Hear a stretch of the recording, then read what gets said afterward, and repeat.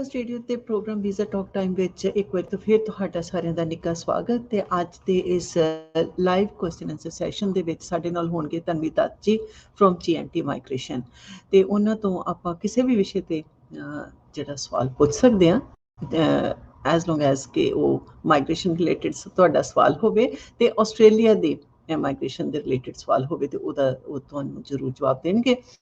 ਪਰ ਸਾਡਾ ਜਿਹੜਾ ਅੱਜ ਦਾ ਟੌਪਿਕ ਆ ਉਹ ਰਹੇਗਾ ਕਿ 482 ਵੀਜ਼ਾ ਤੇ ਜਾਂ ਫਿਰ ਪਹਿਲੇ ਜਿਹੜੀਆਂ ਚੇਂਜਸ ਥੋੜ੍ਹੀਆਂ ਜਿਹੀਆਂ ਗਵਰਨਮੈਂਟ ਵੱਲੋਂ ਅਨਾਊਂਸ ਹੋਈਆਂ ਆਪਾਂ ਅਪਡੇਟਸ ਲਵਾਂਗੇ ਉਹਨਾਂ ਕੋਲੋਂ ਤੇ ਉਸ ਤੋਂ ਬਾਅਦ ਤੁਹਾਡੇ ਸਵਾਲ ਤੇ ਉਹਨਾਂ ਦੇ ਜਵਾਬ ਤੇ ਨਾਲ ਦੀ ਨਾਲ ਸਾਡੇ ਹੋਣਗੀਆਂ ਟੌਪਿਕ ਦੇ ਉੱਪਰ ਗੱਲਾਂ। ਪਰ ਸਭ ਤੋਂ ਪਹਿਲਾਂ ਕਰਦੇ ਹਾਂ ਤਨਵੀ ਜੀ ਨੂੰ ਆਪਾਂ ਵੈਲਕਮ।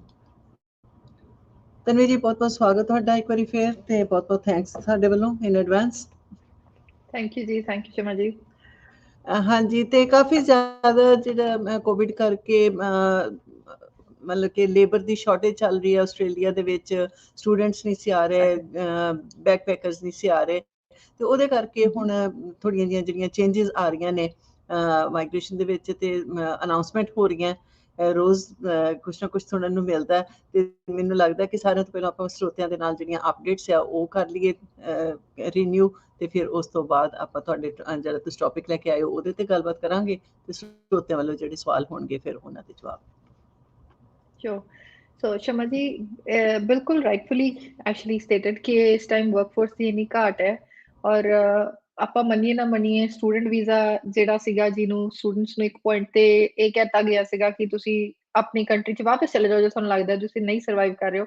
ਆਸਟ੍ਰੇਲੀਆ ਨੇ ਅੱਜ ਦੀ ਘੜੀ ਦੇ ਵਿੱਚ ਸਟੂਡੈਂਟਸ ਨੂੰ ਵਾਪਸ ਬੁਲਾਉਣ ਲਈ and quote unquote laying a welcome carpet ਜੋ ਕਿ ਫਰਾਈਡਨਬਰਗ ਜਿਹੜੇ ਨੇ ਉਹਨਾਂ ਨੇ ਕਿਹਾ ਹੈ ਪ੍ਰਾਈਮ ਮਿਨਿਸਟਰ ਵੱਲੋਂ ਆਇਆ। ਦੇ ਹੈਵ ਬੇਸਿਕਲੀ ਅਨਾਊਂਸਡ ਕਿ 19 ਜਨਵਰੀ ਤੋਂ ਲੈ ਕੇ ਅਗਲੇ 2 ਮਹੀਨਿਆਂ ਤੱਕ 3 ਵੀਕਸ ਮੇਨਲੀ ਦੇ ਸੈਟ ਬਟ ਮੇਨਲੀ ਅੱਗੇ ਡਿਊਰੇਸ਼ਨ ਇਹ ਲੋਕ ਕਨਫਰਮ ਕਰ ਦੇਣਗੇ ਕਿ ਉਹ ਵਧਾਉਂਦੇ ਨੇ 4 ਹਫ਼ਤੇ ਆ ਜਿੱਦਾਂ ਉਹਨਾਂ ਦੀ ਵੀਜ਼ਾ ਫੀ ਵਾਪਸ ਹੋ ਜਾਏਗੀ ਜਿਹੜੇ ਬੱਚੇ ਇੱਥੇ ਐਂਟਰ ਕਰਨਗੇ। ਸੋ ਇਸ ਡਿਊਰੇਸ਼ਨ ਦੇ ਵਿੱਚ ਜਿਨ੍ਹਾਂ ਦੇ ਵੀਜ਼ੇ ਆ ਗਏ ਨੇ ਉਹ ਜੇ ਆਸਟ੍ਰੇਲੀਆ ਆ ਜਾਂਦੇ ਨੇ ਤਾਂ ਐਟਲੀਸਟ ਵੀ ਉਹਨਾਂ ਨੂੰ ਜਿਹੜੀ $630 ਦੀ ਵੀਜ਼ਾ ਫੀ ਲੱਗੀ ਹੈ ਉਹਨਾਂ ਦੀ ਉਹਦਾ ਰਿਫੰਡ ਉਹ ਲੈ ਸਕਦੇ ਨੇ ਇਮੀਗ੍ਰੇਸ਼ਨ ਤੋਂ। ਸੋ ਇਹ ਚੀਜ਼ ਇੱਕ ਬਹੁਤ ਵਧੀਆ ਇੱਕ ਬਹੁਤ ਅੱਛੀ ਨਿਊਜ਼ ਹੈ ਜਿਹਦੇ ਨਾਲ ਵੈਲਿਊ ਪਤਾ ਚੱਲ ਰਹੀ ਹੈ ਇਮੀਗ੍ਰੇਸ਼ਨ ਨੂੰ ਸਟੂਡੈਂਟਸ ਦੀ। ਬਿਲਕੁਲ ਹਾਂਜੀ ਇੱਕ ਵਾਰੀ ਫੇਰ ਦੱਸ ਦੇਣਾ ਕਿ ਕਿਹੜੀ ਡੇਟ ਤੋਂ ਪਹਿਲੇ ਉਹਨਾਂ ਦੇ ਜਿਹੜੇ ਵੀਜ਼ੇ ਉਹਨਾਂ ਨੂੰ ਗ੍ਰਾਂਟ ਹੋਏ ਆ ਜਾਂ ਕੀ ਉਹਦੀਆਂ ਹੋਰ ਕੀ ਮਤਲਬ ਕਿ ਕਿਹਨਾਂ ਨੂੰ ਇਸ ਚੀਜ਼ ਦਾ ਫਾਇਦਾ ਹੋ ਸਕਦਾ। ਸ਼ਮਾ ਜੀ ਇਹ ਨਿਊ ਸਟੂਡੈਂਟਸ ਲਈ ਹੈ ਬੇਸਿਕਲੀ ਨਿਊ ਸਟੂਡੈਂਟਸ ਇਨ ਦ ਸੈਂਸ ਕਿ ਜਿਨ੍ਹਾਂ ਨੇ ਸਟੂਡੈਂਟ ਵੀਜ਼ਾ ਪਾਏ ਸੀਗੇ ਔਰ ਹੁਣ ਉਹ ਸਟੂਡੈਂਟ ਵੀਜ਼ਾ ਦੀ ਐਂਟਰੀ ਫਸਟ ਟਾਈਮ ਕਰਨਗੇ ਆਸਟ੍ਰੇਲੀਆ ਦੇ ਵਿੱਚ ਬੇਸਿਕਲੀ 19 ਜਨਵਰੀ ਤੋਂ ਬਾਅਦ ਅਗਲੇ 3 ਹਫ਼ਤੇ ਲਈ ਉਹਨਾਂ ਨੇ ਜਿੰਨੇ ਸਟੂਡੈਂਟਸ ਨੇ ਐਂਟਰੀ ਕਰਨੀ ਹੈ ਆਸਟ੍ਰੇਲੀਆ ਦੇ ਵਿੱਚ ਉਹਨਾਂ ਨੂੰ ਵੀਜ਼ਾ ਫੀ ਵਾਪਸ ਹੋ ਜਾਏਗੀ ਰਿਫੰਡ ਹੋ ਜਾਏਗੀ। ਸੋ ਉਹ ਵੀਜ਼ਾ ਐਪਲੀਕੇਸ਼ਨ ਪਾ ਚੁੱਕੇ ਹੋਣਗੇ ਉਹਨਾਂ ਦੇ ਗ੍ਰਾਂਟਸ ਆ ਚੁੱਕੇ ਹੋਣਗੇ ਬਸ ਉਹਨਾਂ ਨੂੰ ਐਂਟਰੀ ਕਰਨੀ ਹੈ ਆਸਟ੍ਰੇਲੀਆ 'ਚ ਯਾਨੀ ਕਿ ਟਿਕਟ ਲਓ ਔਰ ਆਸਟ੍ਰੇਲੀਆ ਆਓ ਐਂਡ 31 ਦਸੰਬਰ ਤੱਕ ਤੁਸੀਂ ਕਿਸੇ ਵੀ ਟਾਈਮ ਆਪਣਾ ਰਿਫੰਡ ਅਪਲਾਈ ਕਰਕੇ ਔਰ ਉਹਨੂੰ ਜਿਹੜਾ ਹੈ ਉਹ ਜਿਹੜੇ $630 ਜਿਹੜੇ ਨੇ ਉਹ ਤੁਹਾਨੂੰ ਵਾਪਸ ਕਰ ਦੇਣਗੇ ਉਹ ਵਾਪਸ ਮਿਲ ਜਾਣਗੇ। ਤੇ ਆਟੋਮੈਟਿਕਲੀ ਰਿਫੰਡ ਨਹੀਂ ਹੋਣੇ ਇਹ ਉਹਨਾਂ ਨੂੰ ਕਲੇਮ ਕਰਨੇ ਪੈਣਗੇ। ਕਰੈਕਟ ਇੱਕ ਪ੍ਰੋਸੈਸ ਹੁੰਦਾ ਸ਼ਮਾ ਜੀ ਇਮੀਗ੍ਰੇਸ਼ਨ ਇਨੀਸ਼ੀਏਟਿਵ ਪੈਸੇ ਵਾਪਸ ਨਹੀਂ ਮੋੜਦੀ। ਸੋ ਉਹਨਾਂ ਤੋਂ ਚਾਹੇ ਜੋ ਮਰਜੀ ਸਿਸਟਮ ਹੋਵੇ ਚਾਹੇ ਗਲਤੀ ਉਹਨਾਂ ਦੀ ਹੋਵੇ ਚਾਹੇ ਸਟੂਡੈਂਟ ਵੱਲੋਂ ਇਨਵੈਲਿਡ ਵੀਜ਼ਾ ਫਾਈਲ ਪਾਈ ਜਾਵੇ ਉਹ ਐਕਸਪੈਕਟ ਕਰਦੇ ਨੇ ਅਸੀਂ ਰਿਫੰਡ ਪਾਈਏ ਤਾਂ ਹੀ ਬੱਚੇ ਦੀ ਫਾਈਲ ਵਾਪਸ ਮਤਲਬ ਪੈਸੇ ਵਾਪਸ ਆਣਗੇ। So this is more less going to be the same ਇਹੀ ਕੇਸ ਰਹੇਗਾ। ਹਾਂਜੀ but still it's a start. ਦੂਜੀ ਚੀਜ਼ ਸ਼ਮਾ ਜੀ ਜਿਹੜੀ ਅੱਛੀ ਚੀਜ਼ ਇਹ ਕਰੀ ਹੈ ਜਿਹੜੀ ਕਿ ਇਹ ਤੋਂ ਪਹਿਲਾਂ ਨਿਊਜ਼ ਆਈ ਸੀਗੀ ਕਿ ਜਿਹੜੇ ਸਟੂਡੈਂਟਸ ਨੇ ਉਹਨਾਂ ਦੇ ਵਰਕ ਲਿਮਿਟੇਸ਼ਨਸ ਹਟਾ ਦਿੱਤੇ ਗਏ ਨੇ। ਹੁਣ ਇਹ ਜਿਹੜੀ ਚੀਜ਼ ਹੈ ਇਹ ਸਭ ਤੋਂ ਇੰਪੋਰਟੈਂਟ ਚੀਜ਼ ਹੈ ਜਿਹਦੇ ਬਾਰੇ ਆਪਾਂ ਅੱਜ ਡਿਟੇਲ 'ਚ ਹੋਰ ਵੀ ਜ਼ਿਆਦਾ ਡਿਸਕਸ ਕਰਾਂਗੇ। ਬਹੁਤ ਸਾਰੇ ਸਟੂਡੈਂਟਸ ਨੂੰ ਪਤਾ ਲੱਗ ਗਿਆ ਇਰਰਿਸਪੈਕਟਿਵ ਆਫ ਵਿਚ ਇੰਡਸਟਰੀ ਕੁਛ ਮਰਜ਼ੀ ਕੰਮ ਕਰ ਰਹੇ ਹੋਣ ਉਹ ਜਿੱਦਾਂ ਪਹਿਲਾਂ ਇਹਨਾਂ ਨੇ ਕੁਛ ਲਿਮਿਟਿਡ ਇੰਡਸਟਰੀ ਲਿਮਿਟਿਡ ਸੈਕਟਰਸ ਦੇ ਵਿੱਚ ਕਿਹਾ ਸੀਗਾ ਜਿਹੜੇ ਐਗਰੀਕਲਚਰ 'ਚ ਕੰਮ ਕਰ ਰਹੇ ਨੇ ਫਾਰਮਿੰਗ ਇੰਡਸਟਰੀ 'ਚ ਜਾਂ ਚਾਈਲਡ ਕੇਅਰ ਨਰਸਿੰਗ ਦੇ ਵਿੱਚ ਦੇ ਹੈਡ ਲਿਮਿਟਿਡ ਸੈਕਟਰਸ ਜਿਨ੍ਹਾਂ ਦੀ ਉਹਨਾਂ ਨੇ ਮੈਂਸ਼ਨ ਕਰੀ ਸੀ ਮੈਡੀਕਲ ਹਸਪੀਟਲ ਐਂਡ ਆਲ। ਸੋ ਉਹਨਾਂ ਸੈਕਟਰਸ ਦੇ ਇਲਾਵਾ ਹੁਣ ਇਹਨਾਂ ਨੇ basically open for all pretty much ਕਰਤਾ ਜਿਹੜੇ ਸਟੂਡੈਂਟ ਵੀਜ਼ਾ ਹੋਲਡਰਸ ਨੇ ਉਹਨਾਂ ਨੂੰ ਜਿਹੜਾ ਫੁੱਲ ਵਰਕਿੰਗ ਰਾਈਟਸ ਅਲਾਉਡ ਨੇ। ਹੁਣ ਇਹਦੀ ਅੱਛੀ ਚੀਜ਼ ਇਹ ਹੈ ਕਿ ਇਸ ਚੀਜ਼ ਨੂੰ ਯੂਜ਼ ਕਰਕੇ ਸਟੂਡੈਂਟਸ ਇਹਨੂੰ ਇੱਕ ਪਲੇਟਫਾਰਮ ਵਾਂਗੂ ਯੂਜ਼ ਕਰ ਸਕਦੇ ਨੇ ਜਿਹਦਾ ਅੱਗੇ ਕਈ ਆਉਣ ਵਾਲੇ ਵੀਜ਼ਿਆਂ ਦੇ ਵਿੱਚ ਇਹ ਫਾਇਦਾ ਚੱਕ ਸਕਦੇ ਨੇ। ਸੋ ਅਰਲੀਅਰ ਏਦਾਂ ਹੁੰਦਾ ਸੀਗਾ ਕਿ ਸਟੂਡੈਂਟ ਵੀਜ਼ਾ ਵਾਲਿਆਂ ਨੂੰ ਸਿਰਫ 40 ਘੰਟੇ ਪਰ 15 ਦਿਨਾਂ 'ਚ 40 ਘੰਟੇ ਅਲਾਉਡ ਹੁੰਦੇ ਸੀਗੇ ਜਿਹੜੇ ਕਿ ਯੂਜੂਅਲੀ ਬੱਚੇ ਰਾਦਰ ਦਿਨ ਇੱਕ ਹਫ਼ਤੇ 'ਚ 40 ਘੰਟੇ ਕਰਕੇ ਔਰ ਅਗਲੇ ਹਫ਼ਤੇ ਕੋਈ ਕੰਮ ਨਾ ਕਰਨਾ ਉਹਦੇ ਤੋਂ ਬੈਟਰ ਉਹ ਕਰਦੇ ਹੁੰਦੇ ਸੀ ਕਿ 20 hour each week। But now they can work unlimited hours. They can work in any industry. कोई problem नहीं है. So this will be perfectly open for everybody. ਚਲੋ ਇਹ ਤੇ ਬਹੁਤ ਵਧੀਆ ਗੱਲ ਹੈ, ਤੇ ਉਹਨਾਂ ਦਾ ਜਿਹੜਾ ਇਹ ਐਕਸਪੀਰੀਅੰਸ ਗੇਨ ਕਰਨਗੇ ਉਹ ਫਿਰ ਜਦੋਂ ਉਹਨਾਂ ਦੀ TR ਜਾਂ PR ਦੇ ਵਿੱਚ ਉਹਨਾਂ ਦੀ ਮਦਦ ਕਰੇਗਾ। ਬਿਲਕੁਲ ਡੈਫੀਨਿਟਲੀ ਸ਼ਮਾ ਜੀ, ਬਹੁਤ ਸਾਰੇ ਵੀਜ਼ਾਸ ਨੇ, PR ਦੇ ਵਿੱਚ ਉਹਨਾਂ ਨੂੰ ਮਦਦ ਕਰੇਗਾ। TR ਤਾਂ ਡੈਫੀਨਿਟਲੀ ਕਈ ਕੇਸਿਸ 'ਚ ਇੱਦਾਂ ਹੁੰਦਾ ਹੈ ਕਿ ਜੌਬ ਰੈਡੀ ਪ੍ਰੋਗਰਾਮ ਬੱਚਿਆਂ ਨੇ ਕਰਨਾ ਹੁੰਦਾ ਹੈ, ਜਾਂ ਉਹਦੇ ਲਈ ਸਟਾਰਟਿੰਗ 360 ਘੰਟੇ ਦਾ ਐਕਸਪੀਰੀਅੰਸ ਲੈਣਾ ਹੁੰਦਾ। ਉਹਨਾਂ ਕੋਲ ਵੀਜ਼ਾ ਖਤਮ ਹੋਣ ਵਾਲਾ ਹੁੰਦਾ, ਜਿੱਦਾਂ 15 ਮਾਰਚ ਨੂੰ, ਉਹਨਾਂ ਕੋਲ ਟਾਈਮ ਨਹੀਂ ਇੰਨਾ ਬਚਿਆ ਹੁੰਦਾ। ਸੋ ਉਹਨਾਂ ਨੂੰ ਪਾਰਟ ਟਾਈਮ ਐਕਸਪੀਰੀਅੰਸ ਦੇ ਹਿਸਾਬ ਨਾਲ ਥੋੜੀ ਜ਼ਿਆਦਾ ਦੇਰ ਟਾਈਮ ਲਾਣਾ ਪੈਂਦਾ, ਪਰ ਹੁਣ ਉਹ ਜਲਦੀ ਕਰ ਸਕਦੇ ਨੇ ਥੋੜਾ। ਸੋ ਬੜੇ ਸਾਰੇ ਸਿਨੈਰੀਓਜ਼ ਦੇ ਵਿੱਚ ਸਟੂਡੈਂਟਸ ਜਿਹੜੇ ਨੇ ਇਸ ਚੀਜ਼ ਦਾ ਫਾਇਦਾ ਚੱਕ ਸਕਦੇ ਨੇ, ਪੁਆਇੰਟਸ ਗੇਨ ਕਰ ਸਕਦੇ ਨੇ ਫਿਊਚਰ ਦੇ ਵਿੱਚ ਆਪਣੀ ਪੁਰਾਣੀ ਪੜ੍ਹੀ ਹੋਈ ਪੜ੍ਹਾਈਆਂ ਦੇ ਬੇਸਿਸ ਤੇ ਜਿਹੜੀ ਉਹਨਾਂ ਦੀ ਆਕੂਪੇਸ਼ਨ ਕ੍ਰੀਏਟ ਹੋ ਰਹੀਆਂ ਨੇ। ਤਾਂ ਉਹ ਚੀਜ਼ overall it basically is going to suit them in pretty much every avenue। ਔਰ ਮੇਰੇ ਹਿਸਾਬ ਨਾਲ ਇਸ ਟਾਈਮ ਦਾ ਇਹਨਾਂ ਨੂੰ ਬਹੁਤ ਜ਼ਿਆਦਾ ਫਾਇਦਾ ਚੱਕਣਾ ਚਾਹੀਦਾ, ਰਾਦਰ ਦੈਨ ਇਹ ਲੋਕ ਕੋਈ ਵੀ ਜੌਬਸ ਕਰਨ, ਟੋਲ 'ਚ ਜੌਬ ਕਰਨ, ਸਿਕਿਉਰਿਟੀ 'ਚ ਜੌਬ ਕਰਨ, ਉਬਰ ਈਟਸ ਕਰਨ। ਆਈ ਵੁੱਡ ਐਬਸੋਲੂਟਲੀ ਇਨਕਰੇਜ ਕਿ ਸਾਰਾ ਕੁਝ ਛੱਡ ਦਿਓ। ਆਸਟ੍ਰੇਲੀਆ ਨੂੰ ਸਾਰੇ ਪਾਸੇ ਵਰਕਫੋਰਸ ਦੀ ਲੋੜ ਹੈ। ਤੁਸੀਂ ਅੱਜ ਜਿਹੜੀ ਵੀ ਇੰਡਸਟਰੀ 'ਚ ਜਾਓਗੇ, ਤੁਹਾਨੂੰ ਡੈਫੀਨਿਟਲੀ ਆਪਣੇ ਫੀਲਡ 'ਚ ਜੌਬ ਮਿਲੇਗੀ। ਸੋ ਇਸ ਚੀਜ਼ ਨੂੰ ਯੂਜ਼ ਕਰੋ ਔਰ ਆਪਣੇ ਫੀਲਡ ਦੇ ਵਿੱਚ ਐਕਸਪੀਰੀਅੰਸ ਗੇਨ ਕਰੋ, ਤਾਂ ਕਿ ਇਹ ਜਿਹੜਾ ਐਕਸਪੀਰੀਅੰਸ ਹੈ ਤੁਹਾਨੂੰ ਪੁਆਇੰਟਸ ਦੇ ਲਈ 482 ਵੀਜ਼ਾ ਜਾਂ ਹੋਰ ਜਿਹੜੇ ਵੀ ਪੱਖੋਂ ਅੱਗੇ ਆਪਾਂ ਫਿਊਚਰ ਪਾਥਵੇ ਸੋਚਦੇ ਹਾਂ ਉਹਦੇ ਵਿੱਚ ਉਹਨਾਂ ਨੂੰ ਫਾਇਦਾ ਦੇ। ਜੀ, ਤੇ ਇਹ ਜਿਹੜੀਆਂ ਹੁਣ ਅਨਾਉਂਸਮੈਂਟਸ ਹੋਈਆਂ ਨੇ, ਇਹਦੇ ਵਿੱਚ ਜਿਸ ਤਰ੍ਹਾਂ ਕਿ ਰੀਜਨਲ ਏਰੀਆ ਵਿੱਚ ਆਪਣੇ ਬਹੁਤ ਜ਼ਿਆਦਾ ਸਟੂਡੈਂਟਸ ਜਾਂਦੇ ਨੇ, ਜਾਂ ਉਹਨਾਂ ਨੂੰ ਉੱਥੇ ਜ਼ਿਆਦਾ ਉਹਨਾਂ ਦੇ ਚਾਂਸਿਸ ਬ੍ਰਾਈਟ ਹੁੰਦੇ ਨੇ, ਉਹਨਾਂ ਵਾਸਤੇ ਕੋਈ ਉਹਨਾਂ ਨੂੰ ਕੋਈ ਐਕਸਟਰਾ ਬੈਨੀਫਿਟ ਹੋਇਆ, ਜਾਂ ਉਹਨਾਂ ਵਾਸਤੇ ਕੋਈ ਇਹ ਚੇਂਜਸ ਮਤਲਬ ਹੈਗੀਆਂ, ਸੂਟੇਬਲ ਨੇ ਜਾਂ ਨਹੀਂ ਨੇ?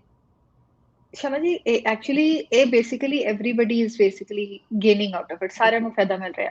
ਰੀਜਨਲ ਏਰੀਆ ਵਾਲੀ ਗੱਲ ਤੁਸੀਂ ਬਹੁਤ ਵਧੀਆ ਕਰੀ ਹੈ, ਕਿਉਂਕਿ ਮੋਸਟਲੀ ਸਟੂਡੈਂਟਸ ਨੂੰ ਇਹ ਲੱਗ ਰਿਹਾ ਸੀਗਾ ਕਿ ਮੈਲਬਨ, ਸਿਡਨੀ ਔਰ ਬ੍ਰਿਸਬਨ ਦੇ ਵਿੱਚ ਸਾਨੂੰ ਹੁਣ PRਾਂ ਮਿਲਣੀਆਂ ਨਹੀਂ ਹੈ, ਸੋ ਅਸੀਂ ਜਿਹੜਾ ਰੀਜਨਲ ਵੱਲ ਮੂਵ ਹੋ ਜਾਈਏ, ਵਿਚ ਇਜ਼ ਫੇਅਰ ਸਟੇਟਮੈਂਟ। ਬਟ ਹੋ ਕੀ ਰਿਹਾ ਸੀਗਾ ਕਿ ਉਹਨਾਂ ਨੂੰ ਕੰਮ ਉੱਥੇ ਮਿਲ ਰਿਹਾ ਸੀਗਾ, EMPLOYER ਨੂੰ ਵੱਧ ਲੋਕਾਂ ਦੀ ਲੋੜ ਸੀਗੀ, ਲਾਈਕ ਜ਼ਿਆਦਾ ਘੰਟਿਆਂ ਲਈ, but students could not work due to their work limitations. ਬਹੁਤ ਕੇਸਿਸ ਇਹ ਜਿਹੇ ਸੀਗੇ ਜਿਹਦੇ 'ਚ ਬੱਚੇ 485 ਵੀਜ਼ਾ ਆਪਣਾ ਫਿਨਿਸ਼ ਕਰਕੇ ਭੁਗਤਾ ਕੇ ਉਸ ਤੋਂ ਬਾਅਦ ਅਗਲੇ ਸਟੂਡੈਂਟ ਵੀਜ਼ਾ ਤੇ ਜਾ ਚੁੱਕੇ ਸੀਗੇ, ਜਿਹਦੇ ਕਰਕੇ ਉਹਨਾਂ ਦੇ ਵਰਕ ਰਾਈਟਸ ਡ੍ਰੌਪ ਹੋ ਚੁੱਕੇ ਸੀਗੇ। So I think that way regional area ਵਾਲੇ EMPLOYERS ਨੂੰ ਬਹੁਤ ਫਾਇਦਾ ਹੋਣਾ ਇਹਦੇ ਨਾਲ, ਕਿਉਂਕਿ ਜਿਹੜੇ ਉਹਨਾਂ ਕੋਲ ਵਰਕਫੋਰਸ ਆਲਰੇਡੀ ਕੰਮ ਕਰ ਰਹੀ ਹੈ, ਉਹਨਾਂ ਵਰਕਫੋਰਸ ਦੇ ਵਿੱਚ ਜਿਹੜੇ ਅੰਗੇਜਡ ਸਟੂਡੈਂਟਸ ਨੇ, ਉਹ ਹੁਣ ਉਹਨਾਂ ਨੂੰ ਜ਼ਿਆਦਾ ਆਵਰਸ ਲਈ ਮਿਲ ਜਾਣਗੇ, ਜ਼ਿਆਦਾਤਰ ਉਹ ਜ਼ਿਆਦਾ ਦੇਰ ਕੰਮ ਕਰ ਸਕਦੇ ਨੇ। ਜੀ, ਬਹੁਤ ਵਧੀਆ। ਤੇ ਸਾਡੇ ਨਾਲ ਇੱਥੇ ਰਣਜੀਤ ਸਿੰਘ ਜੀ ਨੇ ਜੁਆਇਨ ਕੀਤਾ ਹੋਇਆ, ਉਹ ਪੁੱਛ ਰਹੇ ਨੇ ਕਿ software engineer with 65 points from offshore for New South Wales 491 visa, any hope or need more points? Ranjit ਜੀ, ਫਿਲਹਾਲ ਲਈ ਤੁਸੀਂ ਹਾਲੇ ਵੇਟ ਹੀ ਕਰੋ, ਕਿਉਂਕਿ 65 ਪੁਆਇੰਟਸ ਤਾਂ ਠੀਕ ਹੈ, ਪਰ 491 ਵੀਜ਼ਾ ਦੇ ਵਿੱਚ ਮੇਨਲੀ ਇਹ ਹਾਲੇ ਔਨਸ਼ੋਰ ਐਪਲੀਕੈਂਟਸ ਨੂੰ ਪ੍ਰਾਇੋਰਟੀ ਤੇ ਰੱਖ ਰਹੇ ਨੇ। 190 ਇਹਨਾਂ ਨੇ ਕਾਫੀ ਹੋਰ ਆਕੂਪੇਸ਼ਨਸ ਲਈ ਓਪਨ ਕਰੀ ਹੈ ਇਸ ਟਾਈਮ ਆਫਸ਼ੋਰ ਵਾਲਿਆਂ ਲਈ, ਪਰ ਉਹ ਜਿਹੜੀ ਆਫਸ਼ੋਰ ਲਈ ਵੀ ਖੋਲੀ ਹੈ ਉਹਦੇ ਚ IT ਵਾਲੇ ਇਨਕਲੂਡਡ ਨਹੀਂ ਹੈਗੇ। ਪੁਆਇੰਟ ਵਾਈਜ਼ ਤੁਹਾਡੇ ਪੁਆਇੰਟ ਸਕੋਰ ਠੀਕ ਹੈ, 491 ਲਈ ਬਹੁਤ ਹਾਈ ਪੁਆਇੰਟਸ ਨਾ ਵੀ ਹੋਣ ਤਾਂ ਵੀ ਸਰ ਜਾਂਦਾ ਹੈ। ਬਿਲਕੁਲ ਸਹੀ। ਐਂਡ ਦੀਪ ਜੀ ਪੁੱਛ ਰਹੇ ਨੇ ਕਿ what are the chances for motor mechanic for 491 at 65 on and 80 including state in Queensland, living and working in major regional Queensland from 7 years and working in the field from 2 years, applied AOI in October but no response yet? ਕੋਈ ਗੱਲ ਨਹੀਂ ਦੀਪ ਜੀ, Queensland ਥੋੜਾ slow and study ਚੱਲਦਾ, ਇਹ snail ਦੀ ਚਾਲ ਚੱਲਦੇ ਨੇ। ਸੋ ਆਈ ਥਿੰਕ ਤੁਹਾਡਾ ਇਨਵੀਟੇਸ਼ਨ ਜ਼ਰੂਰ ਆਉਣਾ ਚਾਹੀਦਾ, ਜਿੱਦਾਂ ਤੁਸੀਂ ਦੱਸ ਰਹੇ ਹੋ ਵੀ 7 ਸਾਲਾਂ ਤੋਂ ਤੁਸੀਂ ਕੰਮ ਕਰ ਰਹੇ ਹੋ ਆਪਣੀ ਫੀਲਡ ਦੇ ਵਿੱਚ, ਕੁਈਨਜ਼ਲੈਂਡ ਦੇ ਵਿੱਚ 7 ਸਾਲ ਤੋਂ ਰਹਿ ਰਹੇ ਹੋ ਔਰ ਆਪਣੀ ਫੀਲਡ ਦੇ ਵਿੱਚ 2 ਸਾਲਾਂ ਤੋਂ ਕੰਮ ਕਰ ਰਹੇ ਹੋ, ਔਰ ਸਾਰਾ ਕੁਝ ਤੁਹਾਡਾ ਪੁਆਇੰਟ ਸਕੋਰ ਵਗੈਰਾ ਵਾਈਜ਼ ਠੀਕ ਹੈ, ਤਾਂ ਆਈ ਥਿੰਕ ਆਉਣਾ ਚਾਹੀਦਾ ਹੈ। ਬਟ ਓਨਲੀ ਪ੍ਰੋਬਲਮ ਇਸ ਕਿ ਇਹਨਾਂ ਨੇ ਬਹੁਤ ਲਿਮਿਟਿਡ ਸੀਟਸ ਰੱਖੀਆਂ ਨੇ ਮੋਟਰ ਮਕੈਨਿਕ ਲਈ। ਇਹਦੇ 'ਚ ਫਿਰ ਇਹ ਹੋ ਜਾਏਗਾ ਜਿਨ੍ਹਾਂ ਦੀ EOIs ਜਿਹੜੀਆਂ ਨੇ ਉਹ ਥੋੜੇ ਜਿਹੇ ਹਾਇਰ ਪੁਆਇੰਟਸ ਤੇ ਨੇ, ਉਹਨਾਂ ਨੂੰ ਇਨਵੀਟੇਸ਼ਨ ਆਏਗਾ। ਤਾਂ ਆਉਣਾ ਤਾਂ ਚਾਹੀਦਾ ਡੈਫੀਨਿਟਲੀ ਤੁਹਾਡਾ, but eyed say March April hopefully ਆਉਣਾ ਚਾਹੀਦਾ। ਤੁਸੀਂ ਇੱਕ ਵਾਰੀ ਉਹਨਾਂ ਨੂੰ ਕਾਲ ਕਰਕੇ ਉਹਨਾਂ ਨੂੰ ਰਿਕੁਐਸਟ ਕਰਕੇ ਦੇਖ ਲਿਓ। Usually they don't encourage you to do so, but एक email लिख दो कि भी मेरी ये सिनेरियो है, my employer is looking forward for me to stay for longer, so hopefully that nudge may pay off. ਜੀ, ਤੇ ਵੈਸੇ ਵੀ ਤਨਵੀ ਜੀ ਹੁਣ ਕੁਈਨਜ਼ਲੈਂਡ ਵਿੱਚ ਵੀ ਥੋੜੇ ਜਿਹੇ ਕੇਸ ਆਏ ਨੇ, ਕਿਉਂਕਿ ਉੱਥੇ ਪਹਿਲੇ ਕੇਸਿਸ ਕੋਵਿਡ ਦੇ ਨਹੀਂ ਸੀ ਹੈਗੇ, ਤੇ ਹੁਣ ਹੋ ਸਕਦਾ ਕਿ ਉੱਥੋਂ ਵੀ ਵਰਕ ਫਰੋਮ ਹੋਮ ਚੱਲ ਪਿਆ ਹੋਵੇ, ਤੇ ਵੈਸੇ ਹੀ ਪ੍ਰੋਸੈਸ ਜਿਹੜਾ ਸਲੋ ਹੋ ਜਾਂਦਾ ਇਹਦੇ ਨਾਲ।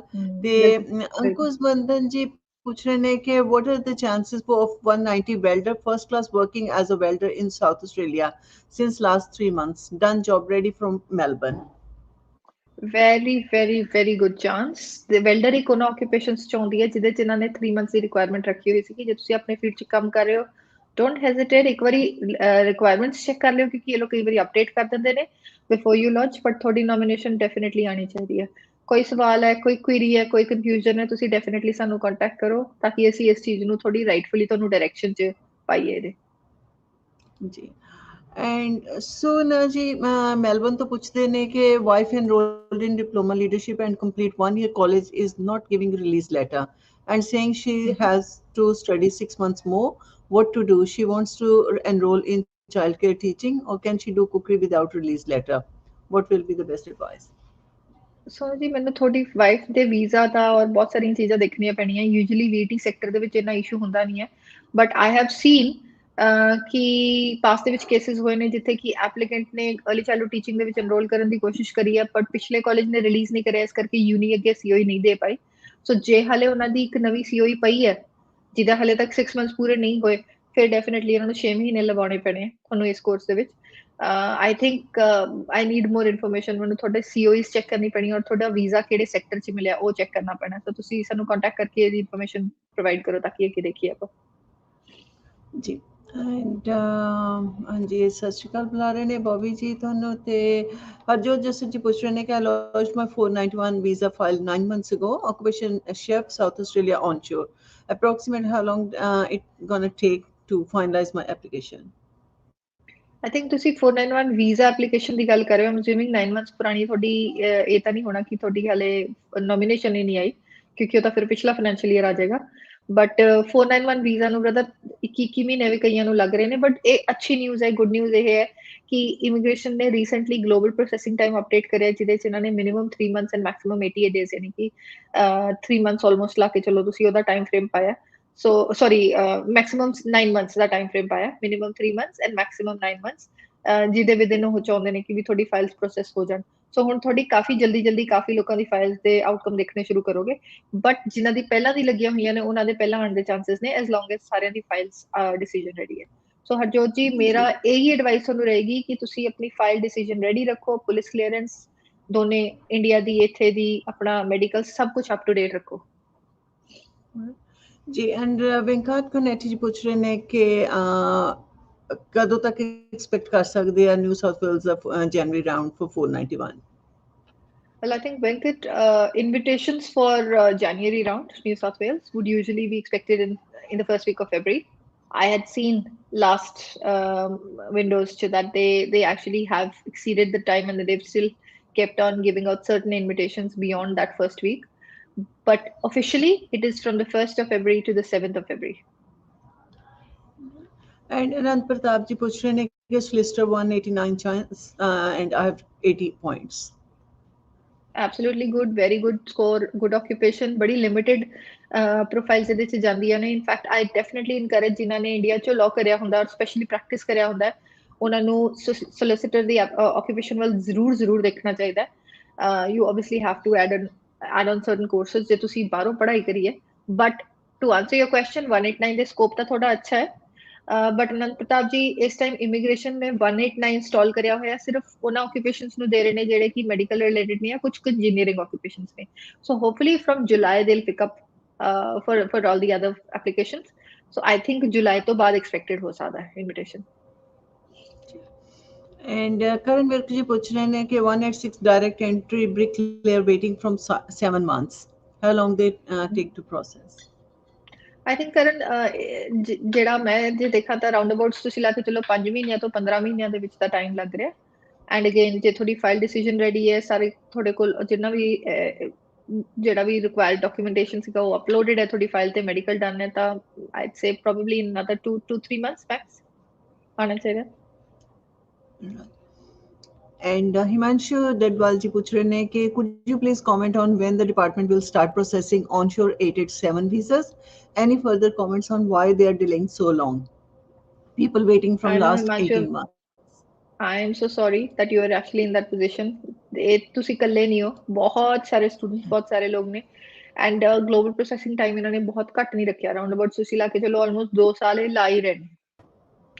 ਐਂਡ ਜਿਹੜਾ ਤੁਹਾਡਾ ਕੁਐਸਚਨ ਹੈ ਕਿ ਇਹਨਾਂ ਨੇ ਉਹਨੂੰ ਸਟਾਲ ਕਿਉਂ ਕਰਿਆ ਹੋਇਆ, ਉਹਨੂੰ ਇਨਵੀਟੇਸ਼ਨ ਮਤਲਬ ਉਹਨੂੰ ਵੀਜ਼ਾ ਗ੍ਰਾਂਟਸ ਕਿਉਂ ਨਹੀਂ ਕਰ ਰਹੇ, ਉਹਦਾ ਪਿਓਰ ਐਂਡ ਸਿੰਪਲ ਰੀਜ਼ਨ ਇਹ ਹੈ ਵਿਚ ਸਾਊਂਡਸ ਵੈਰੀ ਮੀਨ, ਬਟ ਇਹ ਵੀਜ਼ਾ ਖਤਮ ਹੋ ਚੁੱਕਿਆ ਔਰ ਉਹਨਾਂ ਨੇ ਬੇਸਿਕਲੀ ਇੱਕ ਬੜੀ ਛੋਟੀ ਜਿਹੀ ਟੀਮ ਲਾਈ ਹੋਣੀ ਹੈ ਵੀ ਤੁਸੀਂ ਬਾਅਦ ਜਿੰਨੇ ਇੱਕ 2 ਬੰਦੇ 4 ਬੰਦੇ ਬਿਠਾ ਕੇ ਵੀ ਆ ਵੀਜ਼ਾ ਪ੍ਰੋਸੈਸ ਕਰੀ ਚਲੋ as compare to the number of applications. So time ਲੱਗ ਰਿਹਾ ਹੈ, ਬਹੁਤ ਲੋਕਾਂ ਨੂੰ ਲੱਗ ਰਿਹਾ।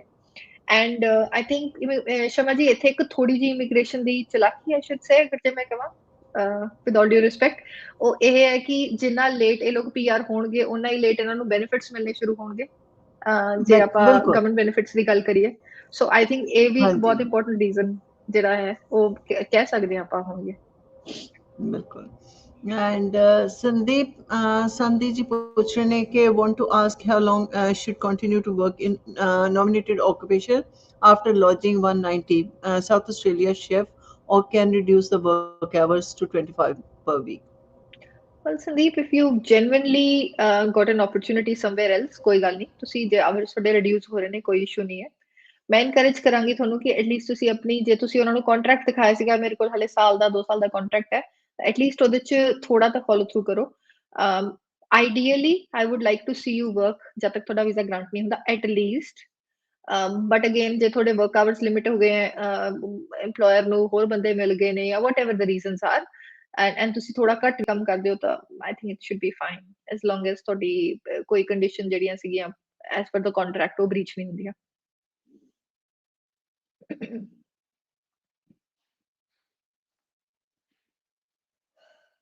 ਸ਼ਮਾ ਜੀ ਤੁਹਾਡੀ ਆਵਾਜ਼ ਨਹੀਂ ਆ ਰਹੀ ਮੈਨੂੰ। Put myself on mute.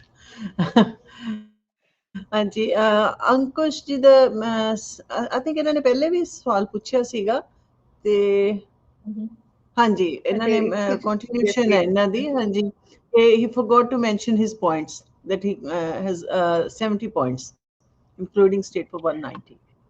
ਕੁਝ 190 ਲਈ 70 ਪੁਆਇੰਟਸ ਥੋੜੇ ਲੋਅਰ ਥ੍ਰੈਸ਼ੋਲਡ ਵੱਲ ਜਾਂਦੇ ਨੇ, ਬਟ ਆਈ ਥਿੰਕ ਤੁਸੀਂ ਕਰ ਸਕਦੇ ਹੋ try. There is a thing that you could do if you are open for 491 also, ਤਾਂ ਤੁਸੀਂ ਉਹਦੇ ਥਰੂ ਪਾਥਵੇ ਥਰੂ ਜਾ ਸਕਦੇ ਹੋ ਜਿਹਦੇ ਚ ਇਮੀਗ੍ਰੇਸ਼ਨ ਨੂੰ opportunity, ਮਤਲਬ ਸਟੇਟ ਨੂੰ opportunity ਦਿਓ ਕਿ ਉਹ 491 ਜੇ ਸਮਝਣ ਤਾਂ ਉਹ 491 ਦੇ ਦੇਣ। But I think overall 190 should be probably a little bit, let's say 5 ਤੋਂ 5-10 ਪੁਆਇੰਟਸ ਮੈਕਸਿਮਮ 10 ਪੁਆਇੰਟ ਜੇ ਹੋਰ ਤੁਸੀਂ ਵਧਾ ਲੈਂਦੇ ਹੋ ਤੁਹਾਡਾ ਆਣਾ ਚਾਹੀਦਾ short. But be open for 491 also. ਇਸ ਸਾਲ ਜਾਣ ਨਾ ਦਿਓ ਇਸ ਆਪਸ਼ਨ ਨੂੰ, ਕਿਉਂਕਿ it's a very good opportunity for welders, first class welders. And Naqsh Maqbool जी पूछ रहे हैं कि 491 ROI submitted New South Wales Central West Region 115 points, had 2 years experience in accounting occupation. Would like to know, would they prefer someone's living in regional area with lower points or highest points living in Sydney? I think they will definitely be looking to see people living in a regional area and especially working in the regional area, even if ਜੇ ਤੁਸੀਂ stream 3 ਦੇ under ਵੀ ਪਾਉਂਦੇ ਹੋ ਆਪਣੀ file, ਜੇ stream 1 ਦੇ under ਨਹੀਂ ਵੀ ਪਾਉਂਦੇ ਹੋ। so if you can move, please do move, ਕਿਉਂਕਿ ਕਮਿਟਮੈਂਟ ਰੀਜਨਲ ਏਰੀਆ ਵੱਲ ਦਿਖਾਣੀ ਹੈ ਤੁਹਾਡੀ। ਮੂਵ ਤੋਂ ਸਭ ਤੋਂ ਪਹਿਲੀ ਕਮਿਟਮੈਂਟ ਆਏਗੀ। ਟੂ ਬਿਗਿਨ ਵਿਦ ਜੇ ਤੁਸੀਂ ਸਿਟੀ 'ਚ ਵੀ ਕੰਮ ਕਰ ਰਹੇ ਹੋ ਕੋਈ ਇਸ਼ੂ ਨਹੀਂ, but please continue to look for jobs in the regional area. So to answer your question, definitely regional area with lower points would possibly be getting a priority over the people who are residing in metro. And Sunaz asking again, can I invite my parents again from Pakistan? They visited on my graduation ceremony and my wife is the main applicant now. She's a student. ਸ਼ਮਾ ਜੀ, I think ਇਹ ਜਿਹੜੀ ਆਪਾਂ initially of the camera ਗੱਲ ਕਰ ਰਹੇ ਸੀ exemption ਦੀ, ਇਹ ਥੋੜਾ ਜਿਹਾ ਉਹਦੇ ਵੱਲ ਨੂੰ ਰਿਲੇਟ ਕਰਦੀ ਹੈ ਜੀ ਇਸ ਕੁਐਸਚਨ। ਹਾਂਜੀ ਅਸੀਂ ਇਸ ਸਵਾਲ ਦੇ ਨਾਲ ਹੀ ਐਗਜ਼ੈਂਪਸ਼ਨਸ ਦੀ ਵੀ ਗੱਲ ਕਰ ਲੈਂਦੇ ਹਾਂ। ਹਾਂਜੀ ਹਾਂਜੀ, ਸੋ ਇਦਾਂ ਹੋਇਆ ਕਿ ਇਮੀਗ੍ਰੇਸ਼ਨ ਨੇ ਹੁਣ visitor visas pretty much grant ਕਰਨੇ ਸ਼ੁਰੂ ਕਰਤੇ ਨੇ, ਨੋ ਇਸ਼ੂਜ਼। ਕਾਫੀ ਕੇਸਿਸ 'ਚ ਮੈਂ ਦੇਖ ਰਹੀ ਹਾਂ ਕਿ ਵਿਜ਼ਟਰ ਵੀਜ਼ਾਸ ਗ੍ਰਾਂਟ ਹੋ ਰਹੇ ਨੇ, ਬਟ ਇੱਕ ਇਹਦੇ 'ਚ ਕੈਵੀਏਟ ਹੈ, ਐਗਜ਼ੈਂਪਸ਼ਨ ਦੇ ਬਗੈਰ ਹਲੇ ਵੀ ਟੈਂਪਰੇਰੀ ਵੀਜ਼ਾ ਹੋਲਡਰਸ ਦੇ ਪੇਰੈਂਟਸ ਹੋਣ ਚਾਹੇ ਉਹ ਹਲੇ ਆ ਨਹੀਂ ਸਕਦੇ। So tourist visa is still considered to be a visa ਜਿਹਦੇ ਤੇ ਐਗਜ਼ੈਂਪਸ਼ਨ ਦੀ ਲੋੜ ਹੈ। ਸੋ ਉਹਨਾਂ ਨੂੰ ਫਿਲਹਾਲ ਐਗਜ਼ੈਂਪਸ਼ਨ ਅਪਲਾਈ ਕਰਨੀ ਪੈਣੀ ਹੈ, ਜਿਹਦੇ ਮਿਲਣ ਦੇ ਬਾਅਦ ਹੀ they can travel to Australia. ਪਹਿਲਾਂ ਇਦਾਂ ਹੁੰਦਾ ਸੀਗਾ ਕਿ ਅਸੀਂ ਜਦੋਂ ਕਨਫਿਊਜ਼ਿੰਗ ਨਾ ਲੋਕਾਂ ਵਾਸਤੇ ਕਿ ਜਦੋਂ ਉਹਨਾਂ ਨੂੰ ਵੀਜ਼ਾ ਮਿਲ ਜਾਂਦਾ ਹੈ। ਮੇਰੀ ਕੱਲ ਕਿਸੇ ਨਾਲ ਗੱਲ ਹੋ ਰਹੀ ਸੀ ਤੇ ਉਹ ਕਹਿ ਰਹੇ ਸੀ ਕਿ ਸਾਨੂੰ ਵੀਜ਼ਾ ਮਿਲਿਆ ਹੋਇਆ ਤੇ ਮਤਲਬ ਅਸੀਂ ਤੇ ਟਰੈਵਲ ਕਰ ਹੀ ਲੈਣਾ। ਕਿਸੇ ਨੇ ਯੂਕੇ ਤੋਂ ਆਉਣਾ ਸੀ ਤੇ ਮੈਂ ਉਹਨਾਂ ਨੂੰ ਕਿਹਾ ਕਿ ਨਹੀਂ, ਇਹ ਡਿਪੈਂਡ ਕਰਦਾ ਹੈ। ਹਾਂਜੀ ਕਰੈਕਟ, ਇਹ ਡਿਪੈਂਡ ਕਰਦਾ ਹੈ ਵੀ ਉਹ ਇੱਥੇ ਜਿਨ੍ਹਾਂ ਨੂੰ ਮਿਲਣ ਆ ਰਹੇ ਨੇ, ਸਪੈਸ਼ਲੀ ਜੇ ਉਹਨਾਂ ਦੇ ਬੱਚੇ ਇੱਥੇ ਨੇ, ਫॉर ਐਗਜ਼ਾਮਪਲ ਪੇਰੈਂਟਸ ਦੀ ਆਪਾਂ ਜੇ ਗੱਲ ਕਰਦੇ ਹਾਂ ਤਾਂ ਉਹ ਪੀਆਰ ਹੋਲਡਰਸ ਨੇ ਕਿ ਨਹੀਂ। ਜੇ ਤਾਂ ਪੀਆਰ ਹੋਲਡਰ ਦੇ ਪੇਰੈਂਟਸ ਨੇ and then they have a visa, they can come without exemption, ਉਹਦੇ 'ਚ ਕੋਈ ਪ੍ਰੋਬਲਮ ਨਹੀਂ ਹੈ। ਓਕੇ ਤੇ ਜੇ ਟੈਂਪਰੇਰੀ ਵੀਜ਼ਾ ਜੇ ਹੋਲਡਰਸ ਦੇ ਕੋਈ ਪੇਰੈਂਟਸ ਆ ਰਹੇ, ਜੇ ਕਿਸੇ ਦੇ ਪੇਰੈਂਟਸ ਇੱਥੇ ਨਹੀਂ ਆ ਜਾਂ ਕਿਸੇ ਦੇ ਬੱਚੇ ਨਹੀਂ ਆ ਇੱਥੇ ਤੇ ਉਹ ਕੋਈ ਵੈਡਿੰਗ ਅਟੈਂਡ ਕਰਨ ਆ ਰਹੇ ਨੇ ਤੇ ਉਹਨਾਂ ਨੂੰ ਵੀਜ਼ਾ ਮਿਲਿਆ ਹੋਇਆ ਤੇ ਉਹ ਜੇ ਟਰੈਵਲ ਕਰ ਜਾਂਦੇ ਆ ਤੇ ਉਹਨਾਂ ਨੂੰ ਕੀ ਉੱਥੋਂ ਹੀ ਨਹੀਂ ਟਰੈਵਲ ਕੀਤਾ ਜਾਣ ਦੇਗਾ ਜਾਂ ਇੱਥੇ ਆ ਕੇ ਉਹਨਾਂ ਨੂੰ ਐਂਟਰ ਨਹੀਂ ਹੋਣ ਦਿੱਤਾ ਜਾਏਗਾ? ਨਹੀਂ ਸ਼ਮਾ ਜੀ, ਹੁਣ ਨੋਵਾਕ ਜੋਕੋਵਿਚ ਦਾ ਐਡਾ ਬੜਾ ਕੇਸ ਹੋਇਆ।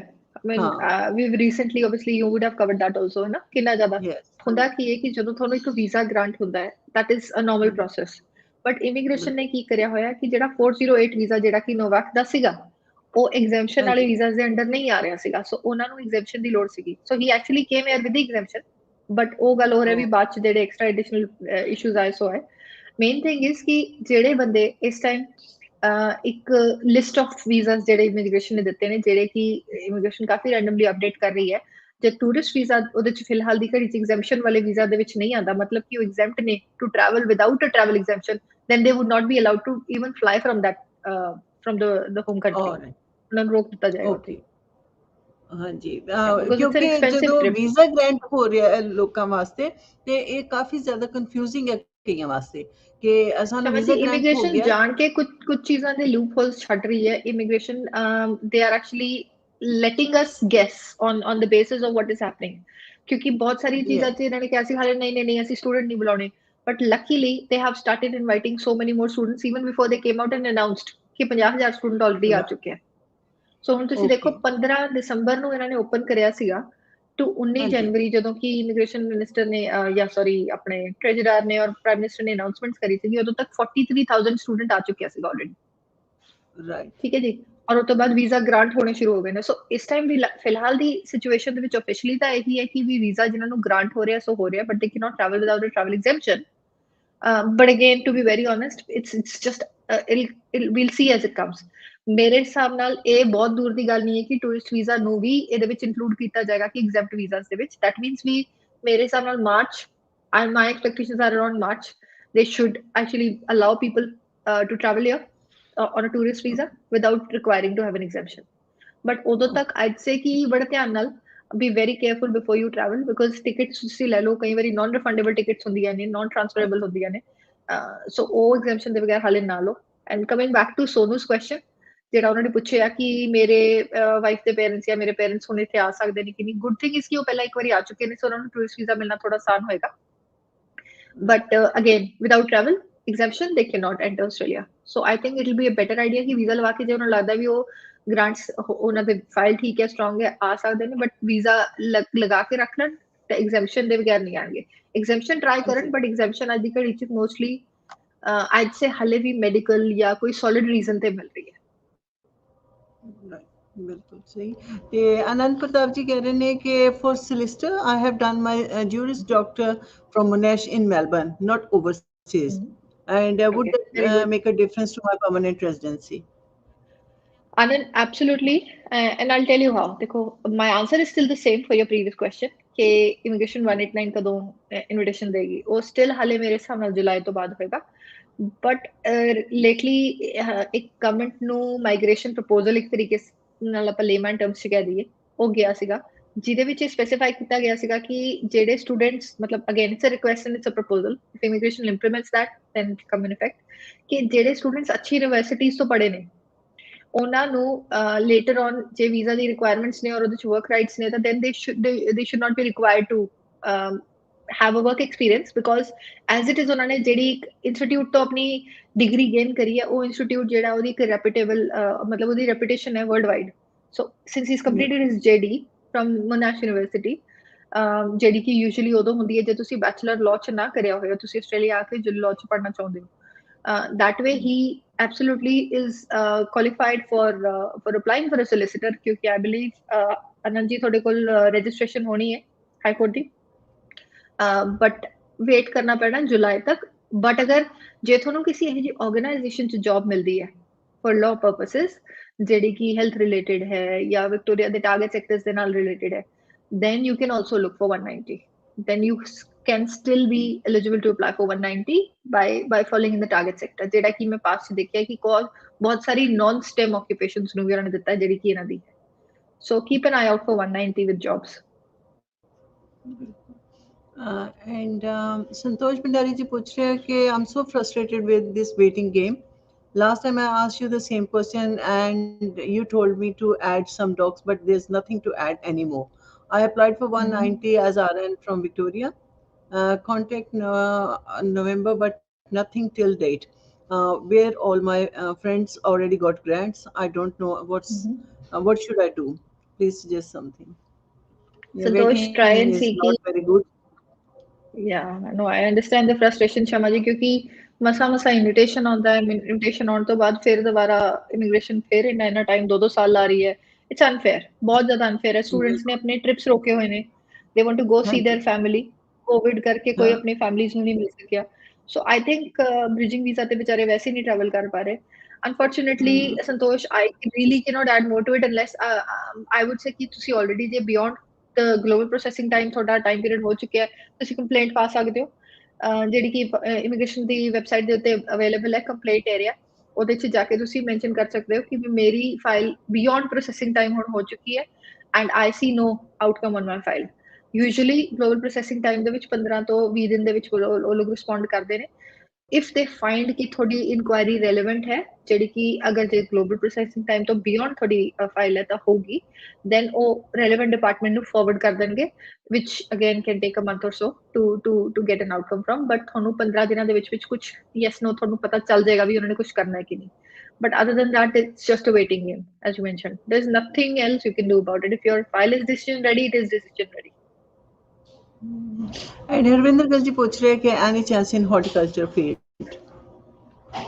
ਵੈਰੀ ਵੈਰੀ ਲੈਸ ਚਾਂਸ ਹਰਵਿੰਦਰ ਜੌਬ ਰੈਡੀ ਕਰਨਾ ਪੈਣਾ ਹੈ ਮਤਲਬ ਇਹਦੇ ਵਿੱਚ ਬੜੀ ਸਾਰੀ ਕੈਵੀਏਟਸ ਨੇ ਅਗੇਨ ਤੁਹਾਨੂੰ ਜਿਹੜੀ ਗਾਰਡਨਰ ਦੀ ਮੋਸਟਲੀ ਜਾਂ ਹੋਰ ਦੋ ਤਿੰਨ ਜਿਹੜੀ ਆਕੂਪੇਸ਼ਨ ਜੋ ਨਿਕਲ ਕੇ ਆਉਂਦੀਆਂ ਨੇ ਉਹ ਬਹੁਤ ਜ਼ਿਆਦਾ ਸਟੇਟਸ ਦੇ ਵਿੱਚ ਇਨ ਡਿਮਾਂਡ ਨਹੀਂ ਹੈਗੀਆਂ ਸਾਊਥ ਆਸਟ੍ਰੇਲੀਆ ਟਰਾਈ ਕਰਕੇ ਦੇਖ ਲਓ ਜੇ ਉੱਥੇ ਹੋ ਜੌਬ ਰੈਡੀ ਉੱਥੋਂ ਕਰਿਓ ਬਟ ਬਹੁਤ ਲਿਮਿਟਿਡ ਆਪਸ਼ਨਸ ਨੇ ਸੋ ਬੀ ਵੈਰੀ ਵੈਰੀ ਕੇਅਰਫੁਲ ਜੇ ਤੁਸੀਂ ਇਹਨੂੰ ਆਪਣੀ ਪ੍ਰਾਇਮਰੀ ਆਕੂਪੇਸ਼ਨ ਬਣਾ ਕੇ ਚੱਲਣਾ ਚਾਹ ਰਹੇ ਹੋ ਤਾਂ And ask the Shada ji पूछ रहे हैं कि I submitted ROI for one region of New South Wales and my partner submitted from another region. Can we both apply if we both get pre-invite for New South Wales for 491 visa? well ethically you shouldn't but legally there's no problem because they ਉਹਨਾਂ ਨੇ ਤੁਹਾਨੂੰ mainly ਇਹ ਕਿਹਾ ਹੈ ਕਿ ਤੁਸੀਂ ਆਪ primary ਮਤਲਬ ਉਹ ਨਹੀਂ ਪਾਣੀ ਬਟ ਆਈ ਥਿੰਕ ਟਰਾਈ ਕਰੋ whichever is the more suited profile ਜਿਹਦੀ ਜ਼ਿਆਦਾ ਸਟਰੋਂਗ ਚਾਂਸ ਨੇ ਜਿਹਦਾ ਜ਼ਿਆਦਾ ਅੱਛਾ ਆਰਡੀ ਹੈ ਕਨਵੀਨੀਅੰਟ ਆਰਡੀ ਹੈ ਜਿਹਦੇ ਚ ਰਿਕੁਆਇਰਮੈਂਟਸ ਲੇਟਰ ਔਨ ਤੁਸੀਂ ਪੂਰੀ ਕਰ ਸਕਦੇ ਹੋ ਤਾਂ ਉਹਦੇ ਵਿੱਚ ਇੱਕੇ ਫਾਈਲ ਪਾਇਓ that would be my advice for you And Sukhveer Singh Tanwa ji पूछ रहे हैं कि I've done Bachelor of Nursing recently. I have 65 points and I'm in New South Wales now. Which state is best for future for 190? I think ਜੇ ਤੁਹਾਡੇ ਕੋਲ ਹਾਲੇ 485 visa ਪਿਆ ਹੈ Northern Territory sorry Tasmania is a good option for 190 New South Wales ਜੇ ਤੁਸੀਂ ਆਪਣੇ points ਅੱਛੇ ਕਰ ਸਕਦੇ ਹੋ again is a good option for 190 South Australia again ਜੇ ਤੁਹਾਨੂੰ ਜੌਬ ਮਿਲ ਜਾਂਦੀ ਹੈ ਆਪਣੇ ਫੀਲਡ 'ਚ ਕੰਮ ਕਰ ਸਕਦੇ ਹੋ it's a good option but try ਕਰਿਓ ਕਿਉਂਕਿ ਤੁਸੀਂ ਹੁਣੀ ਰੀਸੈਂਟਲੀ ਸੋ ਫਿਰ ਤੁਸੀਂ ਰੀਸੈਂਟਲੀ ਨਰਸਿੰਗ ਕੰਪਲੀਟ ਕਰੀ ਹੈ ਸੋ ਤੁਹਾਡੀ ਆਕੂਪੇਸ਼ਨ ਬਣੇਗੀ ਰਜਿਸਟਰਡ ਨਰਸ NEC ਔਰ ਐਲਸਵੇਅਰ classified try and get experience in critical and emergency care nursing, perioperative, pediatric, try and get it in mental health, aged care, in our sectors still low experience ताकि थोड़ी assessment beyond NEC scope च जाए फिर तो 190 almost सारियां states में मिल जाएगा And Sabir ji पूछ रहे हैं कि electrical engineer 85 plus 5 in New South Wales. very good chance very good chance Right. And Hardik Patel ji पूछ रहे हैं कि I have 90 my own points and no experience business and system analyst living in Sydney. EOI launched for 190 and 491. What are the chances for pre-invite?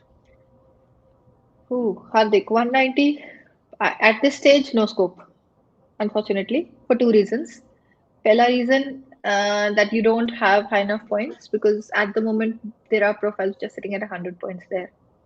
Second reason is that you're required to have 3 years of experience at this stage. So I think 190 is out of the window until and unless they change the requirements and they remove the 3-year experience requirement and you try and up your points, 190 is still in the game. Otherwise, aim for 491. Point score is good. Relocate to regional. Keep applying for jobs in regional. See what you can get. 491 would be a better opportunity, and you should not let go of that. Ji, thank you Hadik ji. And Ritika Mohit Suji पूछ रहे हैं कि just wanted to ask if parents of TR applicants can apply for tourist visa if we have graduation ceremony in March. We have I think answered this Ritika, it's question the before, but same thing. briefly. They can apply Yeah. for the tourist visa, they may get a grant, but they can't travel until the exemptions are granted to them. ਹਾਂਜੀ and ਸੰਤੋਸ਼ ਭੰਡਾਰੀ ਜੀ ਤੁਹਾਡਾ ਪਹਿਲੇ ਵੀ ਸਵਾਲ ਸੀਗਾ ਕੋਈ applied on July and ਹਾਂਜੀ working ਹਾਂਜੀ ਅੱਛਾ ਅਗਲਾ ਜਿਹੜਾ ਸਾਡਾ ਇੱਕ ਕਮੈਂਟ ਆਇਆ ਹੈ ਉਹ ਸਾਡੇ ਪ੍ਰੋਗਰਾਮ ਦੇ ਰਿਲੇਟਡ ਨਹੀਂ ਹੈ ਪਰ ਮੈਂ ਪੜ੍ਹਨਾ ਜ਼ਰੂਰ ਚਾਹਾਂਗੀ ਕਿਉਂਕਿ ਜੇ ਉਹਨਾਂ ਨੇ ਕਮੈਂਟ ਕੀਤਾ ਨੇ ਕਹਿੰਦੇ ਕਿ ਵਾਜ ਸਪੈਸ਼ਲ ਡੇ ਅਸ਼ ਮੈਡਮ ਸ਼ਾਮ ਭੰਗੂ ਜੀ ਖੁਦ ਆਏ ਨੇ ਬਾਕੀ ਵੀ ਵਧੀਆ ਪ੍ਰੋਗਰਾਮ ਕਰਦੇ ਨੇ ਪਰ ਕੈਪਟਨ ਹੀ ਹੁੰਦਾ ਹੈ ਅਮਰਿੰਦਰ ਸਿੰਘ ਨਹੀਂ ਇਹ ਥੋੜਾ ਜਿਹਾ ਮੈਨੂੰ ਕਲੈਰੀਫਾਈ ਕਰੋ ਕਿ ਤੁਸੀਂ ਮੈਨੂੰ ਕੰਪਲੀਮੈਂਟ ਦੇ ਰਹੇ ਹੋ ਮੈਨੂੰ ਅਮਰਿੰਦਰ ਸਿੰਘ ਦੇ ਨਾਲ ਪਲੀਜ਼ ਨਾ ਮਿਲਾਇਓ ਨਹੀਂ Shama ji take it as a compliment ਆਪਣੇ ਉੱਤੇ ਹੈ ਨਾ ਅਸੀਂ ਇਹਨੂੰ ਐਜ਼ ਅ ਕੰਪਲੀਮੈਂਟ ਲੈਣਾ ਹਾਂਜੀ ਬਿਲਕੁਲ I'm taking it as a compliment ਬਾਕੀ of course thank you very much it's absolutely not incorrect, you know, ਜਿਹੜਾ ਇੱਕ ਹੋਲਡ ਹਰ ਬੰਦੇ ਦਾ ਹੁੰਦਾ ਹੈ the way you conduct it with all due respect ਸਾਡੀ ਸਾਰੀ ਟੀਮ ਬਹੁਤ awesome ਹੈ ਬਹੁਤ ਵਧੀਆ ਕਰ ਰਹੇ ਨੇ but then you know that passion shows ਹਾਂਜੀ ਥੈਂਕ ਯੂ ਜੀ ਥੈਂਕ ਯੂ ਵੈਰੀ ਮਚ ਹਾਂਜੀ ਸੁਨਾ ਜੀ ਥੈਂਕ ਯੂ ਵੈਰੀ ਮਚ ਤੁਹਾਡਾ ਵੀ ਪ੍ਰੋਗਰਾਮ 'ਚ ਤੁਸੀਂ ਸਾਨੂੰ ਜੁਆਇਨ ਕੀਤਾ ਸਵਾਲ ਪੁੱਛਿਆ ਸੁਖਪ੍ਰੀਤ ਕੌਰ ਜੀ ਪੁੱਛ ਰਹੇ ਨੇ ਕਿ what are the chances of 491 stream 3 New South Wales 100 and 190 New South Wales 90 business analyst or analyst programmer 90 points again Sukhpreet ਘੱਟ ਨੇ ਥੋੜੇ ਬਿਜ਼ਨਸ ਐਨਾਲਿਸਟ ਦੇ ਹਿਸਾਬ ਨਾਲ ਜੇ ਆਪਾਂ ਦੇਖੀਏ ਤੇ and even for that matter analyst programmer but ਤੁਸੀਂ 491 try ਕਰੋ I think 491 would be a better opportunity for you but please relocate ਕਰ ਜਾਓ regional areas ਦੇ ਵਿੱਚ ਥੋੜਾ ਆਪਣਾ post codes regional ਦੇ addresses ਦੇ ਨਾਲ ਤੁਸੀਂ ਫਾਈਲ ਪਾਓਗੇ ਉਹ ਥੋੜੀ ਜ਼ਿਆਦਾ presentable ਥੋੜੀ ਜ਼ਿਆਦਾ ਵਧੀਆ ਲੱਗੇਗੀ because you know even when you're actually residing in regional you can still apply for 190 but at the moment 3 years the experience ਚਾਹੀਦਾ ਹੈ ਦੋਨਾਂ ਲਈ so you probably will have to skip 190 at this stage Thank you ji and Mohammed Zain ji puch rahe hain कि 85 plus 5 civil engineering is it safe to wait for 190 New South Wales or I should apply for 491 I'm currently in Hunter region Newcastle I think Zain it's a very good question ਮੈਨੂੰ ਅੱਜ ਵੀ ਇੱਕ ਬੱਚੇ ਨੇ same question ਪੁੱਛਿਆ ਸੀਗਾ I think you should wait for 190 I know it's ਥੋੜਾ ਜਿਹਾ edge of the seat ਤੇ ਆ ਜਾਂਦੀ ਹੈ ਗੱਲ ਕਿਉਂਕਿ ਇੱਕੇ ਰਾਉਂਡ ਰਹਿ ਜਾਏਗਾ ਇਹ ਤੋਂ ਬਾਅਦ ਮਾਰਚ 'ਚ but wait for 190 ਤੁਹਾਡੀ 190 ਵਾਲੀ ਪ੍ਰੋਫਾਈਲ ਹੈਗੀ ਹੈ and Naresh Kannawat ji puch rahe hain कि which is the best state for civil engineering for 491 New South Wales is a good start and then depending on if you can find jobs in other state and what visa you're on 491 is pretty much available in every state Northern Territory you can get Tasmania you can get New South Wales is my first priority if I actually would send you there so okay. And Karan Sharma ji puch rahe hain कि ma'am any chance of invitation for 491 Victoria retail pharmacist at 75 points this month ਬਿਲਕੁਲ ਆਣਾ ਚਾਹੀਦਾ ਕਰਨ depending on ਵੀ ਤੁਸੀਂ ਕਰੈਕਟਲੀ highlight ਕਰਿਆ ROI ਦੇ ਵਿੱਚ ਆਪਣਾ ਸਾਰਾ ਦਾ ਸਾਰਾ ਜਿਹੜਾ ਜੌਬ ਐਂਡ ਐਵਰੀਥਿੰਗ ਆਣਾ ਚਾਹੀਦਾ ਬਿਲਕੁਲ I wouldn't say right away in this month but ਅਗਲੇ ਆਉਣ ਵਾਲੇ ਇੱਕ ਦੋ ਰਾਉਂਡਸ ਦੇ ਵਿੱਚ ਆਣਾ ਚਾਹੀਦਾ ਗੁੱਡ ਸਕੋਪ ਹਾਂਜੀ ਤੇ ਜਿਸ ਤਰ੍ਹਾਂ ਤੁਸੀਂ ਸਾਰੇ ਸਵਾਲ ਪੁੱਛ ਰਹੇ ਹੋ ਪ੍ਰੋਗਰਾਮ ਦੇ ਵਿੱਚ ਜੁਆਇਨ ਕੀਤਾ ਹੋਇਆ ਸਾਨੂੰ ਤੇ ਵਧੀਆ ਲੱਗ ਰਿਹਾ ਕਿ ਸਵਾਲ ਪੁੱਛ ਰਹੇ ਹੋ ਅਸੀਂ ਤਾਂ ਮਤਲਬ ਕਿ ਤਨਵੀ ਜੀ ਕੋਲੋਂ ਜਵਾਬ ਲੈ ਕੇ ਦੇ ਰਹੇ ਹਾਂ ਪਰ ਜੇ ਕੋਈ ਤੁਹਾਨੂੰ ਡਾਊਟ ਹੈ ਮਤਲਬ ਕਿ ਇੱਥੇ ਤੁਸੀਂ ਨਹੀਂ ਪੁੱਛ ਸਕੇ ਜਾਂ ਅਸੀਂ ਨਹੀਂ ਚੰਗੀ ਤਰ੍ਹਾਂ ਕਲੈਰੀਫਾਈ ਕਰ ਸਕੇ ਤੇ ਤਨਵੀ ਜੀ ਦਾ ਨੰਬਰ ਸਾਡੀ ਸਕਰੀਨ ਦੇ ਉੱਪਰ ਇਸ ਟਾਈਮ ਡਿਸਪਲੇ ਹੋ ਰਿਹਾ ਉਹਨੂੰ ਜ਼ਰੂਰ ਨੋਟ ਕਰ ਲਓ ਤੇ ਤਨਵੀ ਜੀ ਦੇ ਨਾਲ ਅਪਾਇੰਟਮੈਂਟ ਬਣਾ ਕੇ ਤੇ ਜ਼ਰੂਰ ਉਹਨਾਂ ਨਾਲ ਆਪਣੀ ਫਾਈਲ ਤੁਸੀਂ ਡਿਸਕਸ ਕਰੋ ਤੇ ਤਨਵੀ ਜੀ ਇੱਕ ਵਾਰੀ ਤੁਸੀਂ ਜ਼ਰੂਰ ਸਾਨੂੰ ਦੱਸ ਦਿਓ ਕਿ ਤੁਹਾਡੇ ਜਿਹੜੇ ਵਰਕਿੰਗ ਆਵਰਸ ਨੇ ਉਹ ਕੀ ਨੇ ਤਾਂ ਕਿ ਤੁਹਾਨੂੰ ਕੰਟੈਕਟ ਕੀਤਾ ਜਾ ਸਕੇ ਤੇ ਅਪਾਇੰਟਮੈਂਟ ਬਣ ਜਾਵੇ So Shamaji, the working hours are between Monday to Friday, 10 a.m. to 6 p.m. Australian Eastern Standard Time. That means Melbourne time, in case you Melbourne here. And at this stage, the appointments are open again. Which we had a window where we had seen people face to face, but with the number of cases increasing, we've switched back to video consultations, या फिर telephonic consultations. So please bear with us. ਇਹ ਤੁਹਾਡੇ ਲਈ ਵੀ ਔਰ ਸਾਡੇ ਲਈ ਸਾਰਿਆਂ ਲਈ ਸੇਫ ਹੈ even ਮੇਰਾ ਸਟਾਫ ਵੀ ਸਾਰਾ ਘਰੋਂ ਕੰਮ ਕਰ ਰਿਹਾ but definitely we are still operable during the business hours Monday to Friday 10 to 6 Melbourne time except for the 26th of January which is a national holiday ਬਿਲਕੁਲ ਤੇ ਹਾਂਜੀ ਜੇ ਨੰਬਰ ਜਿਹੜਾ ਉਹ ਤੁਸੀਂ ਨੋਟ ਕਰ ਲਓ ਤੇ ਜ਼ਰੂਰ ਅਪਾਇੰਟਮੈਂਟ ਬਣਾ ਕੇ ਤੇ ਡਿਸਕਸ ਕਰ ਲਓ ਆਪਣੀ ਫਾਈਲ ਨੂੰ ਤੇ ਰਾਜਵਿੰਦਰ ਲਹਿਲ ਜੀ ਪੁੱਛ ਰਹੇ ਨੇ ਕਿ I'm working in child care and doing masters of teaching early childhood. My points are 85 because without state points. I'm living in regional Victoria and working and studying here. Any chances of for 190? Very good chance of 190. ਹੁਣ ਜੇ ਤੁਸੀਂ masters of early childhood teaching ਕਰ ਰਹੇ ਹੋ ਤਾਂ I don't know if you've already completed your graduate diploma of early childhood teaching. ਜੇ ਤੁਸੀਂ ਉਹ ਕਰ ਚੁੱਕੇ ਹੋ ਫਿਰ ਤਾਂ you should be in the queue for 190. 85 points a good score as long as ਤੁਹਾਡੇ ਕੋਲ skills assessment ਹੈ HSL ਵੱਲੋਂ AITSL ਵੱਲੋਂ but if not ਤਾਂ ਤੁਹਾਡੀ ਜਿੱਦਾਂ ਹੀ assessment ਆ ਜਾਏਗੀ ਜਿਹੜੀ ਕਿ usually round about I'd say about 10 to 12 weeks ਲੈ ਲੈਂਦੀ ਹੈ ਜਿਹੜਾ ਕੋਰਸ ਖਤਮ ਹੋਣ ਤੋਂ ਬਾਅਦ ਤਾਂ ਫਿਰ ਤੁਹਾਡਾ ਬਹੁਤ ਸਕੋਪ ਵਧੀਆ ਬਣ ਜਾਏਗਾ. Thank you, Rajvinder ji. And Swati Agnihotri ji puch raha hai what are the chances for 190 New South Wales, 95 points, computer network with 3 years of experience? Good scope. Good, very good scope. Look, Swati, network engineers thoda ja lower priority chine. Programming, software, even for that matter, a little bit of business analyst, a little bit higher than you. Occupation wise, मैं gal कर रही हूँ. But I think because थोड़े कोल 3 years experience, there'll be handful of people for that part. So I think you should have a very good chance, very good scope, as long as you can get that assessed. Mind it, ACS ਵੱਲੋਂ ਜਿਹੜਾ experience ਹੁੰਦਾ ਹੈ ਉਹ assessed ਹੋਣਾ ਚਾਹੀਦਾ ਨਹੀਂ ਤਾਂ new South Wales ਤੁਹਾਡੀ ਫਾਈਲ ਨੂੰ either stall ਕਰ ਦੇਗੀ ਜਾਂ ਫਿਰ refuse ਕਰ ਦੇਗੀ. And Deepika Nirmal ji puch rahe ne ke accountant 3 years experience for offshore students should be only Australian experience or it can be both international Indian 1.5 years and Australia 1.8 years altogether 3 years please. Absolutely ਦੋਨੇ ਪਾਸਿਓਂ ਚੱਲ ਜਾਏਗਾ. They never asked you to actually have an experience from only Australia. But एक चीज का ध्यान रखो कि usually authorities would like to see the experience post qualification. So ਜੇ ਤੁਹਾਡੀ overseas ਦੀ ਪੜ੍ਹਾਈ ਜਿਹੜੀ ਹੈ ਉਹ accountant ਦੇ ਨਾਲ resonate ਕਰਦੀ ਹੈ ਔਰ ਤੁਹਾਡੀ assessment ਦੇ ਵਿੱਚ included ਹੈ ਫਿਰ ਤਾਂ most likely ਇੰਡੀਆ ਵਾਲਾ ਚੱਲ ਜਾਏਗਾ ਨਹੀਂ ਤਾਂ it will be advisable ਕਿ ਤੁਸੀਂ ਉਹਨੂੰ assess ਕਰਵਾ ਕੇ ਹੀ ਫਿਰ ਦੁਬਾਰਾ ਉਹਨੂੰ ਪਾਇਓ. Usually it is not required for accountants, but it is better that you do it.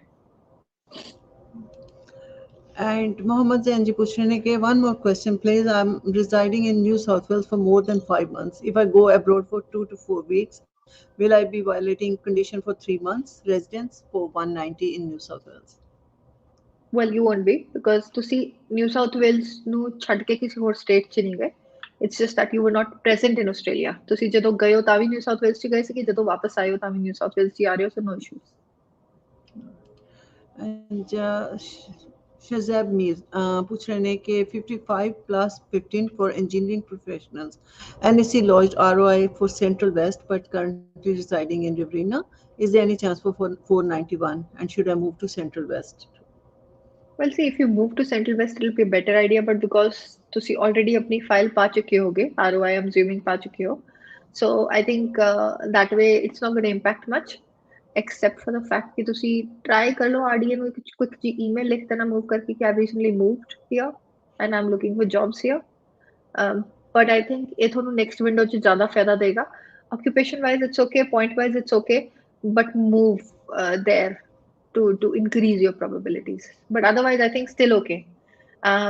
New South Wales Treasury is considering basically ਜਿਹੜੇ ਕਿ ਦੂਜੇ ਰੀਜਨਲ ਏਰੀਆ 'ਚ ਵੀ ਲੋਕ ਰਹਿ ਰਹੇ ਨੇ, so should be fine. ਹਾਂਜੀ ਤੇ ਸੁਪ੍ਰੀਤ ਜੀ ਦਾ ਇੱਕ ਹੋਰ ਸਵਾਲ ਆਇਆ ਉਹ ਕਹਿੰਦੇ ਕਿ I've got 3 positive assessments which is better analyst program or developer program or system analyst. I've applied in analyst in August window, system analyst in November window but did not get any 491 invite. This time I've gained and applied in system analyst. Is there any chance? Living in Albury from past 4 months with 100 points in total.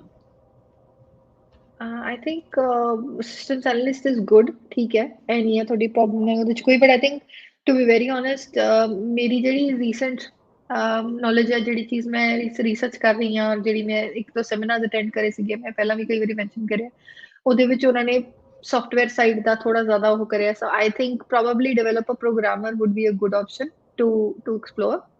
And ਨਾਲ ਤੁਸੀਂ ਕੁਝ ਤੁਸੀਂ ਕਿਤੇ job ਨਹੀਂ ਵੀ ਕਰ ਰਹੇ ਹੋ, show something freelancing, you know, try something that you could show ਕਿ ਤੁਸੀਂ ਨਾਲ ਕਰ ਰਹੇ ਹੋ not exactly as a developer programmer, but ਉਸ group ਦੇ ਵਿੱਚੋਂ ਜੋ ਕੁਝ ਵੀ ਤੁਸੀਂ ਥੋੜਾ ਮੋਟਾ ਕਰ ਸਕਦੇ ਹੋ.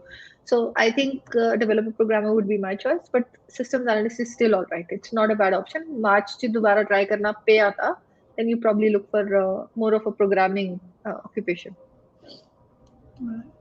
And is this जी पूछ रहे हैं कि I've got 95 points in telecom network engineer but living in Victoria, which state would be the best for 491? Well, New South Wales ਦੇ ਵਿੱਚ ਵੀ KRDA almost ਹੈ ਜਿਹਦੇ ਵਿੱਚ telecommunication network engineer ਇਸ time ਹੈ. ਜੇ ਇਹਨਾਂ ਦੀ occupation list ਦੇਖੀ ਜਾਏ individually ਤਾਂ more than one ਹੈ, but New South Wales is a good option. Riverina ਦੇ ਵਿੱਚ ਫਿਲਹਾਲ ਸੀਗਾ. Again, I'll have to double check when I actually go back because they keep updating their list. Even Southern Murray ਦੇ ਵਿੱਚ ਵੀ ਸ਼ਾਇਦ ਸੀਗਾ. But again, New South Wales is good if you want to try 491. But ਜੇ ਤੁਹਾਨੂੰ job ਮਿਲ ਸਕਦੀ ਹੈ, ਤੁਹਾਡੇ ਕੋਲ ਹਲੇ 485 ਵੀਜ਼ਾ ਪਿਆ ਹੋਇਆ ਹੈ, ਪੜ ਸਕਦੇ ਹੋ, then Northern Territory could be good, South Australia could be also good, and Tasmania could also be good. But don't just go there. ਇੱਕ ਵਾਰੀ ਜ਼ਰੂਰ ਕੰਸਲਟ ਕਰਕੇ ਜਾਇਓ ਕਿਸੇ ਨਾ ਕਿਸੇ ਏਜੰਟ ਤੋਂ ਤਾਂ ਕਿ ਤੁਹਾਨੂੰ ਇੱਕ ਪਾਥਵੇ ਪਤਾ ਹੋਵੇ ਵੀ ਉੱਥੇ ਜਾ ਕੇ ਕਰਨਾ ਕੀ ਹੈ. And Sabir ji ਪੁੱਛ ਰਹੇ ਨੇ ਕਿ thanks for your response ma'am, do you think I'll get invited this year? Electrical engineer 85 plus 5 New South Wales, EOI lodged in August 21. Oh yes, I think you should. I believe you me, electrical engineers, civil engineers, even mechanical engineers, they are very greatly in demand. ਤੁਸੀਂ ਆਪ ਦੇਖੋ ਨਾ new South Wales ਦੇ ਵਿੱਚ ਸਾਰੀ ਕਾਫੀ ਜਿਹੜੀ major occupations ਨੇ, trade, accounting, IT, ਸਾਰੇ ਚ ਉਹਨਾਂ ਨੇ 3 ਸਾਲ ਦਾ ਐਕਸਪੀਰੀਅੰਸ ਪਾਇਆ, ਬਟ ਇੰਜੀਨੀਅਰਿੰਗ ਚ ਨਹੀਂ ਪਾਇਆ. So they don't have people with 3 years of experience in engineering for EOI part. I think you have a very strong chance. You should definitely, and ਦੱਸਿਓ ਜ਼ਰੂਰ ਸਾਨੂੰ ਜਦੋਂ ਇਨਵੀਟੇਸ਼ਨ ਆ ਗਿਆ. ਹਾਂਜੀ ਬਿਲਕੁਲ, ਮੈਂ ਵੀ ਕਹਿਣ ਲੱਗੀ ਸੀ ਕਿ ਜਦੋਂ ਤੁਹਾਡਾ ਵੀਜ਼ਾ ਆ ਗਿਆ ਤੇ ਸਾਨੂੰ ਜ਼ਰੂਰ ਦੱਸਿਓ ਤੇ ਲੱਡੂ ਬੇਸ਼ੱਕ ਨਾ ਭੇਜਣਾ ਤੇ ਪਰ ਸਾਨੂੰ ਦੱਸਣਾ ਜ਼ਰੂਰ. ਤੇ ਸਰੋਜ ਪਾਲ ਜੀ ਪੁੱਛ ਰਹੇ ਨੇ ਕਿ in the Canberra website it is written if you hold ACT 190 and move out of our state we will inform Department of Home Affairs. What does this mean? Could you please clarify? Well, they'll say that because ਉਹ ਤੁਹਾਡੇ ਤੇ basically ਇੱਕ ਡਰਾਵਾ ਤੁਹਾਨੂੰ ਦੇ ਰਹੇ ਨੇ ਕਿ ਅਸੀਂ ਇਮੀਗ੍ਰੇਸ਼ਨ ਨੂੰ ਦੱਸ ਦਾਂਗੇ ਕਿ ਤੁਸੀਂ ਛੱਡ ਕੇ ਚਲੇ ਗਏ ਸਾਡੀ ਸਟੇਟ ਬਲਾ ਬਲਾ. ਬਟ ਜੇ ਤੁਸੀਂ ਆਪਣਾ 190 ਵੀਜ਼ਾ ਗ੍ਰਾਂਟ 'ਚ ਆ ਚੁੱਕੇ ਹੋ ਔਰ ਤੁਸੀਂ ਖੋਲ ਕੇ ਦੇਖੋ ਉਹਦੇ 'ਚ ਕੋਈ ਕੰਡੀਸ਼ਨ ਨਹੀਂ ਹੈ. ਇਮੀਗ੍ਰੇਸ਼ਨ ਨੇ ਤੁਹਾਨੂੰ ਕੋਈ ਓਬਲੀਗੇਸ਼ਨ ਨਹੀਂ ਪਾਈ ਹੋਈ ਕਿ ਤੁਸੀਂ ਇਸੇ ਸਟੇਟ 'ਚ ਰਹਿਣਾ ਹੈ. ਇਨਫੈਕਟ ਮੈਂ 1% ਲਈ 491 ਨੂੰ ਸ਼ਾਇਦ ਸੋਚ ਸਕਦੀ ਹਾਂ ਵੀ ਸਟੇਟ ਦੇ ਵਿੱਚ ਥੋੜੀ ਪਾਵਰ ਹੈਗੀ ਹੈ. 190 ਦੇ ਵਿੱਚ ਤਾਂ ਤੁਹਾਨੂੰ PR ਮਿਲ ਗਈ, ਇਮੀਗ੍ਰੇਸ਼ਨ ਨੇ ਕਿਹਾ ਠੀਕ ਹੈ you free to go anywhere you like. So अपनी visa conditions check करो, should be okay, absolutely okay. But it's always a better idea कि amicably part करो ਜਿਹੜਾ ਆਪਾਂ ਕਹਿੰਦੇ ਹੁੰਦੇ ਆ. That means कि just keep a record of the fact कि ਤੁਸੀਂ jobs try ਕਰ ਰਹੇ ਹੋ ਆਪਣੇ field 'ਚ, ਤੁਹਾਨੂੰ ਇੱਥੇ ਨਹੀਂ ਮਿਲ ਰਹੀ ਪਰ ਨਿਊ ਸਾਊਥ ਵੇਲਸ 'ਚ ਮਿਲ ਰਹੀ ਹੈ ਜਾਂ ਵਿਕਟੋਰੀਆ 'ਚ ਮਿਲ ਰਹੀ ਹੈ, ਜਿਹਦੇ ਕਰਕੇ ਤੁਸੀਂ ਉੱਥੇ ਮੂਵ ਹੋਣ ਦਾ ਜ਼ਿਆਦਾ ਪਲਾਨ ਬਣਾ ਰਹੇ ਹੋ, ਜਾਂ ਕੋਈ ਸਪੈਸ਼ਲ ਸਕੂਲ ਹੈ ਜਿੱਥੇ ਤੁਸੀਂ ਆਪਣੇ ਬੱਚਿਆਂ ਨੂੰ ਪੜ੍ਹਾਉਣਾ ਚਾਹੁੰਦੇ ਹੋ, whatever your reasons are. So create something, so if the question is asked you can always have some sort of explanation for that part. ਜੀ ਤੇ ਇਹ ਸੀਗੇ ਸਾਡੇ ਅੱਜ ਦੇ ਮੇਰੇ ਖਿਆਲ ਸਾਰੇ ਸਵਾਲ ਤਨਵੀ ਜੀ, ਤੇ ਸਾਨੂੰ ਬਹੁਤ ਚੰਗਾ ਲੱਗਾ ਕਿ ਇਹਨਾਂ ਨੇ ਸਵਾਲ ਪੁੱਛਿਆ ਤੇ ਮੈਨੂੰ ਲੱਗਦਾ ਹੈ ਕਿ ਇਹਨਾਂ ਦਾ ਇੰਨੀ ਕੁ ਜ਼ਰੂਰ ਐਪਲੀਕੇਸ਼ਨ ਬਣਦੀ ਹੈ ਕਿ ਸਾਡੀ ਵੀਡੀਓ ਨੂੰ ਜ਼ਰੂਰ ਸ਼ੇਅਰ ਕਰ ਦੇਣ ਨਾਲ ਦੀ ਨਾਲ ਕਿ ਅਸੀਂ ਇਹਨਾਂ ਦੇ ਸਵਾਲਾਂ ਦੇ ਜਵਾਬ ਦਿੱਤੇ ਆ ਤੇ ਇੰਨੀ ਕੁ ਅਸੀਂ ਇਹਨਾਂ ਨੂੰ ਰਿਕੁਐਸਟ ਕਰ ਸਕਦੇ ਹਾਂ ਕਿ ਤੁਸੀਂ ਲਾਈਵ ਸਟ੍ਰੀਮ ਚੱਲਦੇ ਚੱਲਦੇ ਹੀ ਇਸ ਨੂੰ ਲਾਈਕ ਕਰਕੇ ਤੇ ਸ਼ੇਅਰ ਜ਼ਰੂਰ ਕਰ ਦਿਓ ਤਾਂ ਕਿ ਤੁਹਾਡੇ ਵਰਗੇ ਜਿਹੜੇ ਹੋਰ ਵੀ ਨੇ ਉਹਨਾਂ ਨੂੰ ਵੀ ਜੇ ਇਹਨਾਂ ਸਵਾਲਾਂ ਦੇ ਜਾਂ ਉਹਨਾਂ ਨੇ ਹੋਰ ਪੁੱਛਣੇ ਹੋਣ ਸਵਾਲ ਤੇ ਨੈਕਸਟ ਟਾਈਮ ਜਦੋਂ ਇਸ ਪ੍ਰੋਗਰਾਮ ਲੈ ਕੇ ਆਈਏ ਤੇ ਉਹ ਆਪਣੇ ਸਵਾਲ ਪੁੱਛ ਸਕਣ. ਤੇ ਹੁਣ ਅਸੀਂ ਗੱਲ ਕਰਦੇ ਹਾਂ ਕਿ ਐਕਚੁਅਲੀ ਜਿਹੜਾ 482 ਵੀਜ਼ਾ ਹੈ ਉਹ ਹੈ ਕੀ? ਸ਼ਮਾ ਜੀ, EMPLOYER SPONSOR ਵੀਜ਼ਾ ਹੈ. ਪਹਿਲਾਂ 457 ਵੀਜ਼ਾ ਹੁੰਦਾ ਸੀਗਾ ਔਰ ਕਾਫੀ ਲੋਕਾਂ ਨੂੰ ਉਹਦੇ ਬਾਰੇ ਪਤਾ ਵੀ ਸੀਗਾ ਕਿ ਜਦੋਂ ਤੁਸੀਂ ਪੜ੍ਹਾਈ ਖਤਮ ਕਰ ਲੈਂਦੇ ਸੀਗੇ ਤਾਂ ਤੁਹਾਡਾ EMPLOYER ਜਿਹੜਾ ਉਹ ਤੁਹਾਨੂੰ ਸਪਾਂਸਰ ਕਰ ਸਕਦਾ ਸੀਗਾ. ਸੋ ਇਹ ਵੀਜ਼ੇ ਨੇ ਉਹਨੂੰ ਰਿਪਲੇਸ ਕਰਿਆ. ਕੁਝ ਚੇਂਜਸ ਆਏ ਨੇ ਜਿਹੜੇ ਕਿ ਆਪਾਂ ਡਿਟੇਲ 'ਚ ਗੱਲ ਵੀ ਕਰ ਲਾਂਗੇ. But 482 visa is a temporary skill shortage cover ਕਰਨ ਲਈ ਜਿਹੜਾ ਇੱਕ ਵੀਜ਼ਾ ਬਣਾਇਆ ਗਿਆ EMPLOYERS ਦੇ ਲਈ. EMPLOYER SPONSOR ਵੀਜ਼ਾ ਮੰਨਿਆ ਜਾਂਦਾ ਇਹਨੂੰ. ਇੱਕ ਤਰੀਕੇ ਦਾ ਟੈਂਪਰੇਰੀ ਵੀਜ਼ਾ ਹੁੰਦਾ ਹੈ, PR ਨਹੀਂ ਹੁੰਦਾ, but it can lead to a PR through employer sponsor. ਜੀ ਤੇ ਇੱਕ ਸਵਾਲ ਸਾਨੂੰ ਹੋਰ ਆ ਗਿਆ ਸੀ, ਉਹਦੀ ਵੀ ਗੱਲ ਕਰ ਲੈਂਦੇ ਹਾਂ. ਸੈਯਦ ਫਹੀਮ ਹਸਨ ਜੀ ਪੁੱਛ ਰਹੇ ਨੇ can you put work experience before deemed skill date and if the work is done after highly related post qualification? Well, Saeed, I think your question says work experience before deemed skill date. Well, देखो, ਜੇ ਤੁਸੀਂ ਉਸ experience ਨੂੰ post qualification gain ਕੀਤਾ है and that is a relevant experience, which means कि या ਤਾਂ ਆਪਣੀ nominated occupation ਚ ਹੈ ਜਾਂ same group ਚ ਜਿਹੜੀ ENSCO group ANZ SEO group ਦੇ ਵਿੱਚ fall ਕਰਦੀਆਂ ਨੇ occupation ਉਹਨਾਂ ਦੇ ਨਾਲ related ਹੈ ਤਾਂ absolutely it's okay, no problem. But mind it, there are certain authorities ਜਿਹੜੀਆਂ ਕਿ experience ਕੱਟ ਲੈਂਦੀਆਂ ਨੇ, ਜਿੱਦਾਂ ACS ਹੈ, it will deduct 1 year 2 year depending on what your criteria was ਕਿ ਤੁਸੀਂ overseas ਦੀ ਪੜ੍ਹਾਈ ਜਾਂ onshore ਦੀ ਪੜ੍ਹਾਈ ਦੇ basis ਤੇ ਪਾਇਆ. It was, if it was done after highly related post qualification, मतलब भी ਜੇ ਤੁਸੀਂ masters of IT ਕਰੀ ਸੀਗੀ ਇੰਡੀਆ ਤੋਂ ਜਾਂ ਪਾਕਿਸਤਾਨ ਤੋਂ ਜਾਂ ਜਿੱਥੋਂ ਵੀ ਤੁਸੀਂ ਬਿਲੋਂਗ ਕਰਦੇ ਹੋ ਆਪਣੀ ਹੋਮ ਕੰਟਰੀ ਤੋਂ, ਤੁਸੀਂ ਇੱਥੇ ਆ ਕੇ 2 ਸਾਲ ਦੇ ਐਕਸਪੀਰੀਅੰਸ ਨੂੰ ਅਸੈਸ ਕਰਵਾ ਰਹੇ ਹੋ, then they'll deduct that experience even if it was after qualification. So it totally depends on authority, it depends on your occupation. But yes, even if it is not assessed, and as long as that is not to be included as a part of the minimum requirement that a skills assessing authority would exclude, ਤੁਸੀਂ ਉਹਨੂੰ include ਕਰ ਸਕਦੇ ਹੋ. I hope that makes sense. ਹਾਂਜੀ, ਤੇ ਗੱਲ ਅਸੀਂ ਜਿਹੜੀ 482 ਵੀਜ਼ਾ ਦੀ ਕਰ ਰਹੇ ਸੀਗੇ, ਉਹਦੇ ਵਿੱਚ ਜਿਹੜਾ ਵਰਕ ਐਕਸਪੀਰੀਅੰਸ ਹੁੰਦਾ ਉਹ ਫੁੱਲ ਟਾਈਮ ਜਿਹੜਾ ਹੋਣਾ ਚਾਹੀਦਾ ਜਾਂ ਪਾਰਟ ਟਾਈਮ ਵੀ ਕੰਮ ਕਰ ਜਾਂਦਾ ਹੈ? ਸ਼ਮਾ ਜੀ 2 ਸਾਲ ਦਾ ਫੁੱਲ ਟਾਈਮ ਐਕਸਪੀਰੀਅੰਸ ਚਾਹੀਦਾ ਹੁੰਦਾ ਹੈ ਕਲੀਅਰਲੀ. ਹੁਣ ਫੁੱਲ ਟਾਈਮ ਦਾ ਜਿਹੜਾ ਐਕਸਪੀਰੀਅੰਸ ਇਹਨਾਂ ਨੂੰ ਚਾਹੀਦਾ ਹੁੰਦਾ ਹੈ ਉਹ ਪਾਰਟ ਟਾਈਮ ਕੰਮ ਕਰਕੇ ਵੀ ਗੇਨ ਹੋ ਸਕਦਾ ਹੈ, but the experience that they need is a full-time experience for 2 years, a total of 24 months ਬਣਨੇ ਚਾਹੀਦੇ ਨੇ cumulated, ਜਿਹਦੇ ਚ ਇਹਨਾਂ ਨੇ full time ਕੰਮ ਕਰਿਆ ਹੋਵੇ ਜਾਂ ਫਿਰ part time ਇਹਦਾ ਮਤਲਬ ਕਿ ਉਹ ਮਤਲਬ ਕਿ ਕੋਈ ਐਵਰਸ ਕਰਦੇ ਨੇ ਕਾਊਂਟ ਕਿ ਇੰਨੇ ਐਵਰਸ ਹੋਣੇ ਚਾਹੀਦੇ ਆ total? in most of the cases 38 hours per week ਜਿਹੜਾ ਹੈ ਉਹ accepted ਹੁੰਦਾ, but ਕਈ ਵਾਰੀ ਇਹ ਹੁੰਦਾ ਸ਼ਮਾ ਜੀ ਕਿ ਸਟੂਡੈਂਟ ਵੀਜ਼ਾ ਦੇ ਬੱਚੇ ਹੁੰਦੇ ਨੇ, ਉਹਨਾਂ ਨੂੰ ਪਾਰਟ ਟਾਈਮ ਵਰਕ ਰਾਈਟਸ ਹੀ ਅਲਾਉਡ ਹੁੰਦੇ ਨੇ, ਤਾਂ ਉਹ ਜੇ 20 ਆਵਰਸ ਪਰ ਵੀਕ ਵੀ ਉਹ ਕੰਮ ਕਰਦੇ ਨੇ, it can equate to a full time experience. ਜਿੱਦਾਂ ਆਪਾਂ ਇਹ ਕਹੀਏ ਕਿ ਬੱਚੇ ਨੇ ਜੇ 2 ਹਫ਼ਤੇ ਪਾਰਟ ਟਾਈਮ ਕੰਮ ਕਰਿਆ ਤਾਂ ਉਹ 1 ਹਫ਼ਤੇ ਦਾ ਫੁੱਲ ਟਾਈਮ ਮੰਨਿਆ ਜਾਏਗਾ. ਉਹ ਇਸ ਤਰੀਕੇ ਇਸ ਚੀਜ਼ ਨੂੰ ਉਹ ਯੂਜ਼ ਕਰਦੇ ਨੇ. So definitely yes, full time is required, but part time ਨੂੰ ਡਬਲ ਕਰਕੇ ਤੁਸੀਂ ਫੁੱਲ ਟਾਈਮ ਦੇ ਇਕੁਏਟ ਲਿਆ ਸਕਦੇ ਹੋ. 38 hours per week full time, 20 hours ਦਾ ਮਿਨੀਮਮ ਪਾਰਟ ਟਾਈਮ. ਰਾਈਟ, ਠੀਕ.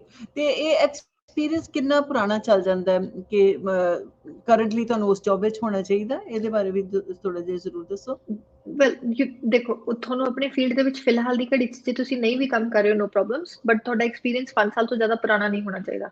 ਕੁਝ ਇੰਸਟੈਂਸਸ ਹੁੰਦੇ ਨੇ ਜਿਹਦੇ 'ਚ ਤੁਸੀਂ RPL ਕਰਾਉਂਦੇ ਹੁੰਦੇ ਹੋ, ਮਤਲਬ ਤੁਸੀਂ ਪੜ੍ਹਾਈ ਨਹੀਂ ਕਰੀ ਹੁੰਦੀ ਤਾਂ ਐਕਸਪੀਰੀਅੰਸ ਦੇ ਬੇਸਿਸ ਤੇ ਜਿਹੜੀ ਆ ਉਸ ਪੜ੍ਹਾਈ ਨੂੰ ਰੇਟ ਕਰਾਉਂਦੇ ਹੋ, ਤਾਂ ਉਹ ਬਿਯੋਂਡ 5 ਸਾਲ ਹੋ ਸਕਦਾ ਹੈ, but ideally it should B within the last 5 years. ਤੇ ਇਹ ਜਿਹੜਾ ਐਕਸਪੀਰੀਅੰਸ ਹੈ ਜਦੋਂ ਤੁਸੀਂ ਐਜ਼ ਅ ਸਟੂਡੈਂਟ ਨਾਲ ਪੜ੍ਹਾਈ ਕਰ ਰਹੇ ਹੋ ਤੇ ਨਾਲ ਕੰਮ ਕਰਕੇ ਵੀ ਗੇਨ ਕਰ ਸਕਦੇ ਹੋ ਇਹ ਵਾਲਾ ਐਕਸਪੀਰੀਅੰਸ?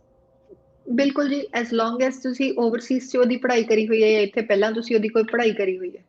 ਜਿੱਦਾਂ ਤੁਸੀਂ ਪਹਿਲਾਂ ਫॉर ਐਗਜ਼ਾਮਪਲ ਅਕਾਊਂਟਿੰਗ ਦੀ ਪੜ੍ਹਾਈ ਕਰੀ ਹੋਈ ਸੀਗੀ ਔਰ ਤੁਸੀਂ 1 ਸਾਲ ਦਾ TR ਦੇ ਉੱਤੇ ਐਕਸਪੀਰੀਅੰਸ ਲਿੱਤਾ, ਉਸ ਤੋਂ ਬਾਅਦ ਤੁਸੀਂ ਫਿਰ ਦੁਬਾਰਾ ਸਟੂਡੈਂਟ ਵੀਜ਼ਾ ਪਾਤਾ ਔਰ ਤੁਸੀਂ ਨਾਲ ਐਕਸਪੀਰੀਅੰਸ ਕਰ ਰਹੇ ਹੋ, ਤਾਂ ਉਹ ਡੈਫੀਨਿਟਲੀ ਇਕੁਏਟ ਹੋ ਜਾਏਗਾ.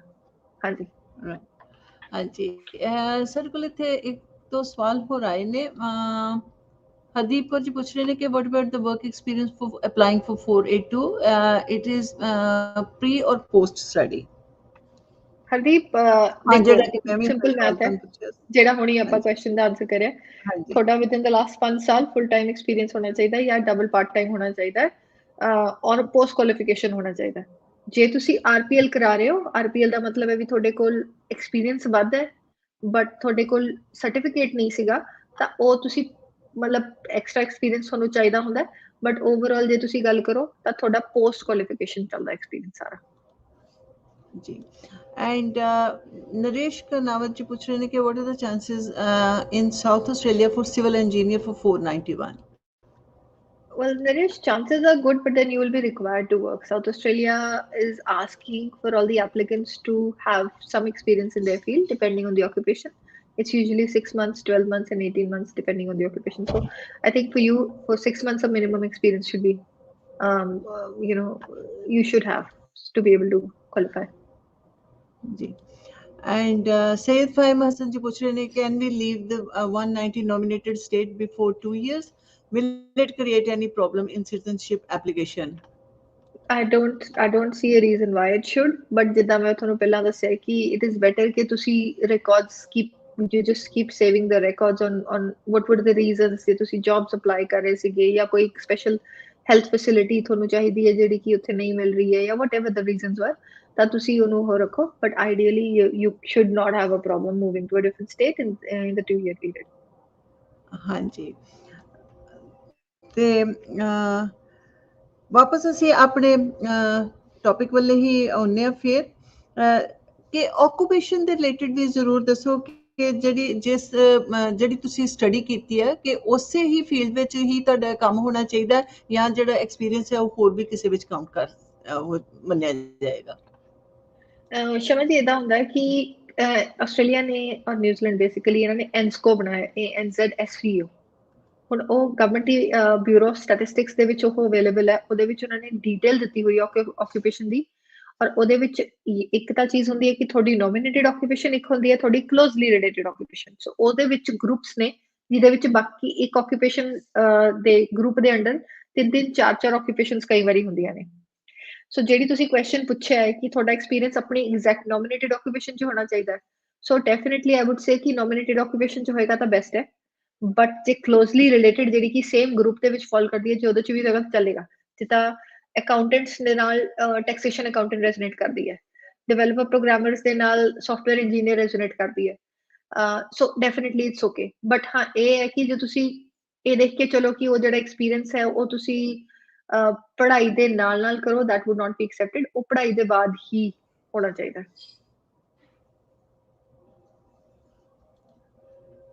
ਹਾਂਜੀ, ਤਨਵੀ ਜੀ, ਇੱਕ ਹੋਰ ਸਵਾਲ, one more question ma'am, for 482 visa we need skill assessment? Well, Hardeep, ideally you should have it, but ਇਹਦੇ ਵਿੱਚ any problem ਨਹੀਂ ਹੁੰਦੀ. You don't necessarily.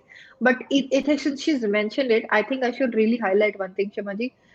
Skills assessment the expiry date ਹੁੰਦੀ ਹੈ, ਔਰ ਲੇਟਲੀ ਸਟੂਡੈਂਟਸ ਨੂੰ ਇਹ ਚੀਜ਼ ਪਤਾ ਨਹੀਂ ਸੀਗੀ, ਪਰ ਬਹੁਤ ਸਾਰੇ ਸਟੂਡੈਂਟਸ ਦੇ ਨਾਲ ਇਹ ਹੋ ਰਿਹਾ ਜਿਹੜੇ ਟ੍ਰੇਡ ਆਕੂਪੇਸ਼ਨ ਵਾਲੇ ਹੁੰਦੇ ਨੇ, ਜਿਹੜੇ TRA ਦੀ ਅਸੈਸਿੰਗ ਅਥਾਰਟੀ ਦੇ ਅੰਡਰ ਆਉਂਦੇ ਨੇ ਜੌਬ ਰੈਡੀ ਕਰਕੇ, ਉਹਨਾਂ ਦੀ ਜਿਹੜੀ ਸਕਿੱਲਸ ਅਸੈਸਮੈਂਟ ਹੈ ਉਹ 3 ਇਅਰਸ ਤੋਂ ਬਾਅਦ, ਲੈਟਰ ਇਸ਼ੂ ਕਰਨ ਦੇ 3 ਸਾਲਾਂ ਤੋਂ ਬਾਅਦ ਉਹ ਐਕਸਪਾਇਰ ਹੋ ਜਾਂਦੀ ਹੈ, and there is no way to renew it. ਉਹ ਸਿਰਫ ਤਾਂ ਰੀਨਿਊ ਹੋ ਸਕਦੀ ਹੈ ਜੇ ਤੁਸੀਂ ਕੰਟੀਨਿਊਸਲੀ, ਮਤਲਬ ਜੇ ਤੁਸੀਂ ਕੰਮ ਫੀਲਡ 'ਚ ਕਰਦੇ ਰਹੇ ਹੋ ਔਰ 3 ਸਾਲ ਦਾ ਫੁੱਲ ਟਾਈਮ ਵਰਕ ਐਕਸਪੀਰੀਅੰਸ ਦਿਖਾਉਂਦੇ ਹੋ। ਹੁਣ ਇਹ 482 ਲਈ ਤਾਂ ਨਹੀਂ ਚਾਹੀਦਾ, ਜਿਹੜਾ ਕਿ ਮੈਂ ਦੱਸਿਆ ਕਿ ਸਕਿੱਲ ਅਸੈਸਮੈਂਟ ਦਾ ਇੰਨਾ ਕੋਈ ਇਸ਼ੂ ਨਹੀਂ ਹੈ, ਬਟ ਅੱਗੇ ਜਾ ਕੇ ਜੇ ਤੁਸੀਂ 482 ਦੇ ਬਾਅਦ 186 ਜਿਹੜਾ PR ਵਾਲਾ ਵੀਜ਼ਾ ਪਾਉਂਦੇ ਹੋ, ਉਹਦੇ ਵਿੱਚ ਡੈਫੀਨਿਟਲੀ ਚਾਹੀਦੀ ਹੁੰਦੀ ਹੈ। ਸੋ ਇਟ ਇਜ਼ ਬੈਟਰ ਕਿ ਤੁਸੀਂ ਸਕਿੱਲਸ ਅਸੈਸਮੈਂਟ ਦੇ ਉੱਤੇ ਧਿਆਨ ਜ਼ਰੂਰ ਦਿਓ। ਜੇ 482 'ਚ ਨਹੀਂ ਵੀ ਹੈ ਤਾਂ ਵੀ 186 ਤੁਹਾਨੂੰ ਅੱਗੇ ਚਾਹੀਦੀ ਹੋਊਗੀ।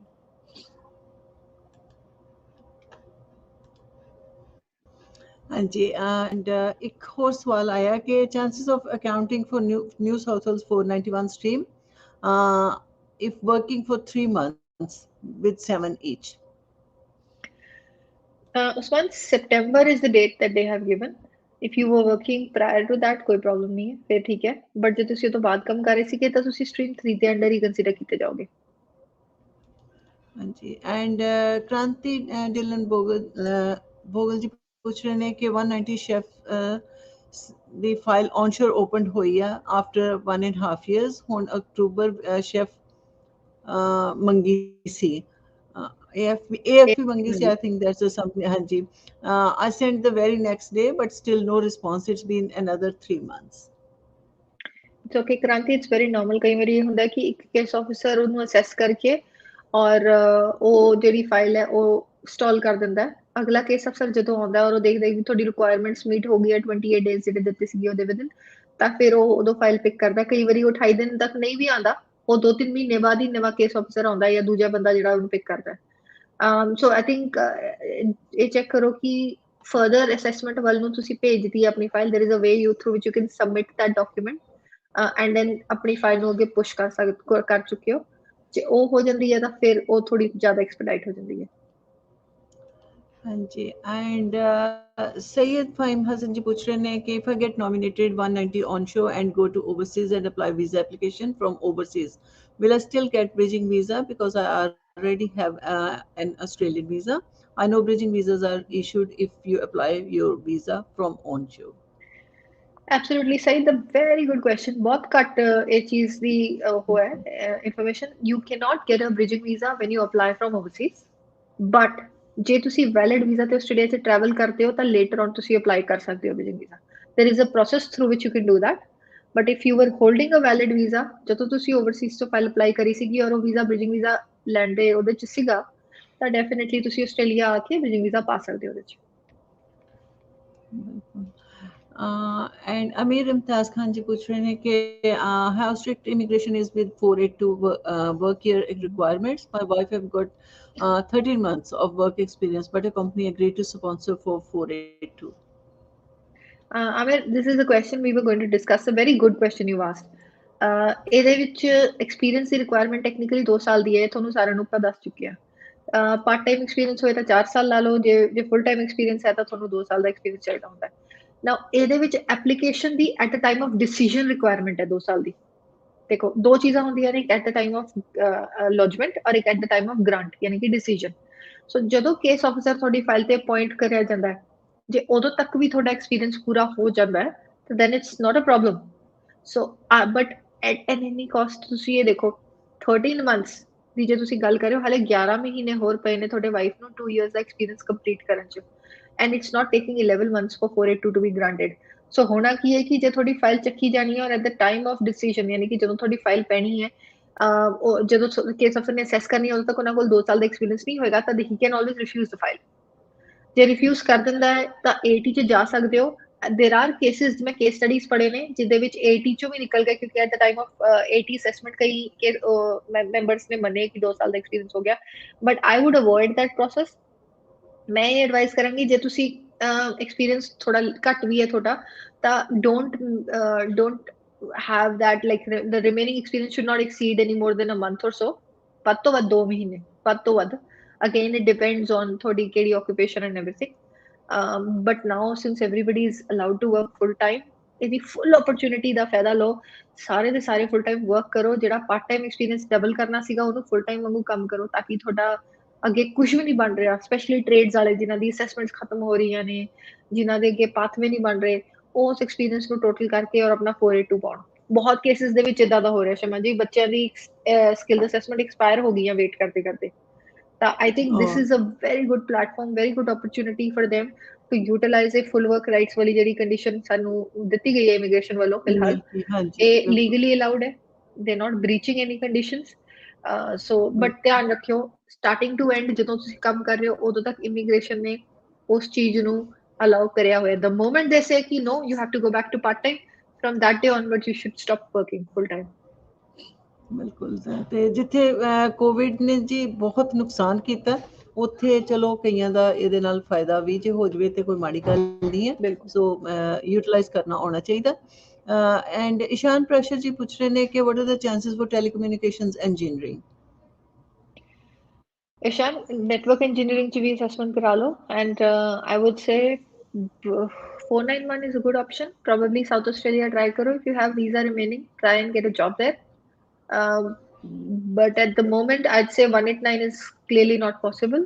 Probably July to baad possible hoega. So be ready. New South Wales is a good option. South Australia is a good option. And Ishan Prashar ji puch rahe hain ki applied in Murray region in stream 3 for 491.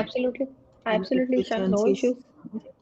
Absolutely no and issues. Okay, now your name strikes. I know.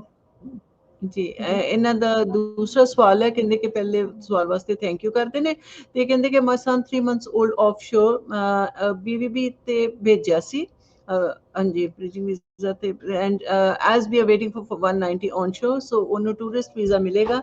It's been 2.5 years ਹੀ is been away from us. I think you can apply. I mean, now they're in a position. I know. मैं कहनी है hats off to the parents. मेरे कोल हुन एक और भी मेरी Indian client है, वो 4-4 साल तो बच्चों तो लग बैठे हुए ने बेचारे. So I don't know how they manage that. But I think to answer your question, Kranti, bridging visa B ਤੇ ਤੁਸੀਂ ਉਹਨਾਂ ਨੂੰ ਭੇਜਿਆ ਸੀਗਾ, bridging visa B expire ਹੋ ਗਿਆ, ਜ਼ਾਹਿਰ ਦੀ ਗੱਲ ਹੈ ਉਹਨਾਂ ਦਾ. ਬੱਚੇ ਨੂੰ ਤੁਸੀਂ ਵਿਜ਼ਿਟ ਵੀਜ਼ਾ ਉਹਨਾਂ ਦਾ ਪਾ ਦਿਓ, and try and highlight that thodi ithe jehdi jobs ne, they are important for your employer, so you can't go to sort of, you know, to the child, so you'll have to bring the child back here. But ਇਹ understand ਕਰਿਓ ਕਿ ਤੁਸੀਂ ਵੀ bridging visa B ਤੇ ਹੀ ਔਰ ਤੁਸੀਂ ਵੀ bridging visa B ਤੇ travel ਕਰੋਗੇ ਤਾਂ ਐਗਜ਼ੈਂਪਸ਼ਨ ਲੈ ਕੇ ਜਾਇਓ, ਕਿਉਂਕਿ ਵਾਪਸੀ ਦੇ ਵਿੱਚ ਤੁਹਾਨੂੰ ਵੀ ਪ੍ਰੋਬਲਮ ਆਏਗੀ, ਕਿਉਂਕਿ ਫਿਲਹਾਲ bridging visa B is not an exempted visa, exemption ਚਾਹੀਦੀ ਹੈ ਉਹਦੇ ਲਈ। ਅਸੀਂ 3 ਸਵਾਲ ਹੋਰ ਨੇ ਤਨਵੀ ਜੀ ਅੱਜ ਵਾਸਤੇ ਲੈ ਲੈਣੇ, ਮੈਨੂੰ ਲੱਗਦਾ ਤੁਸੀਂ ਵੀ ਟਾਇਰਡ ਹੋ ਗਏ ਹੋਗੇ। ਤੇ ਰੇਖਾ ਕੁਮਾਰੀ ਜੀ ਪੁੱਛ ਰਹੇ ਨੇ ਕਿ could you please tell when next round is going to happen for 190 Victoria, as I'm on 105 points as ICT security specialist. I think maybe couple of weeks, Rekha. Couple of weeks, I should say. Okay. And Ishan Prashar ji, should I aim for 491 only or any chance for 190 as well? Points without state At the nomination moment, is I 85. think, Ishan, I think 491 is a good option. Keep both the options alive, but don't let go of 491, I should say. Okay. Thank you ji, thanks for asking questions. And Sayed Fahim Hassan ji पूछ रहे हैं कि if I apply for South Australia 190 after meeting the requirements, is there any chance they will offer 491 instead of 190? Any such case happened before? Well, there have been cases where they probably can give an option. I have had some of my options provided to me. एक मेरी client सीगी nursing the सीगी, we had lodged 190. She offered us the case of Calden offers us. She offered us 491. So ਇਹ chance ਬਣ ਸਕਦਾ ਹੈ, but again ਇਹ depend ਕਰਦਾ ਤੁਸੀਂ occupation ਔਰ ਕਿਸ ਤਰੀਕੇ ਨਾਲ ਆਪਣੀ file ਪਾਉਂਦੇ ਹੋ. If everything is right only, then that will be available for you. Tanvi ਜੀ ਮੇਰੇ ਖਿਆਲ ਅੱਜ ਦਾ ਇਹ ਆਪਣਾ ਲਾਸਟ ਸਵਾਲ ਸੀਗਾ। ਐਂਡ ਨਹੀਂ, ਹਰਿਸ਼ ਜਤਨ ਜੀ ਇੱਕ ਆਏ ਨੇ ਲਾਸਟ ਵਿੱਚ, ਇਹਨਾਂ ਦਾ ਇੱਕ ਸਵਾਲ ਦਾ ਆਪਾਂ ਜਵਾਬ ਦੇ ਦਿੰਦੇ ਹਾਂ।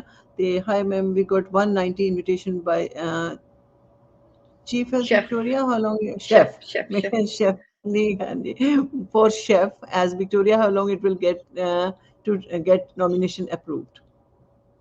Usually 28 days, so 4 ਹਫ਼ਤੇ ਲਾ ਕੇ ਚਲੋ ਤੁਸੀਂ।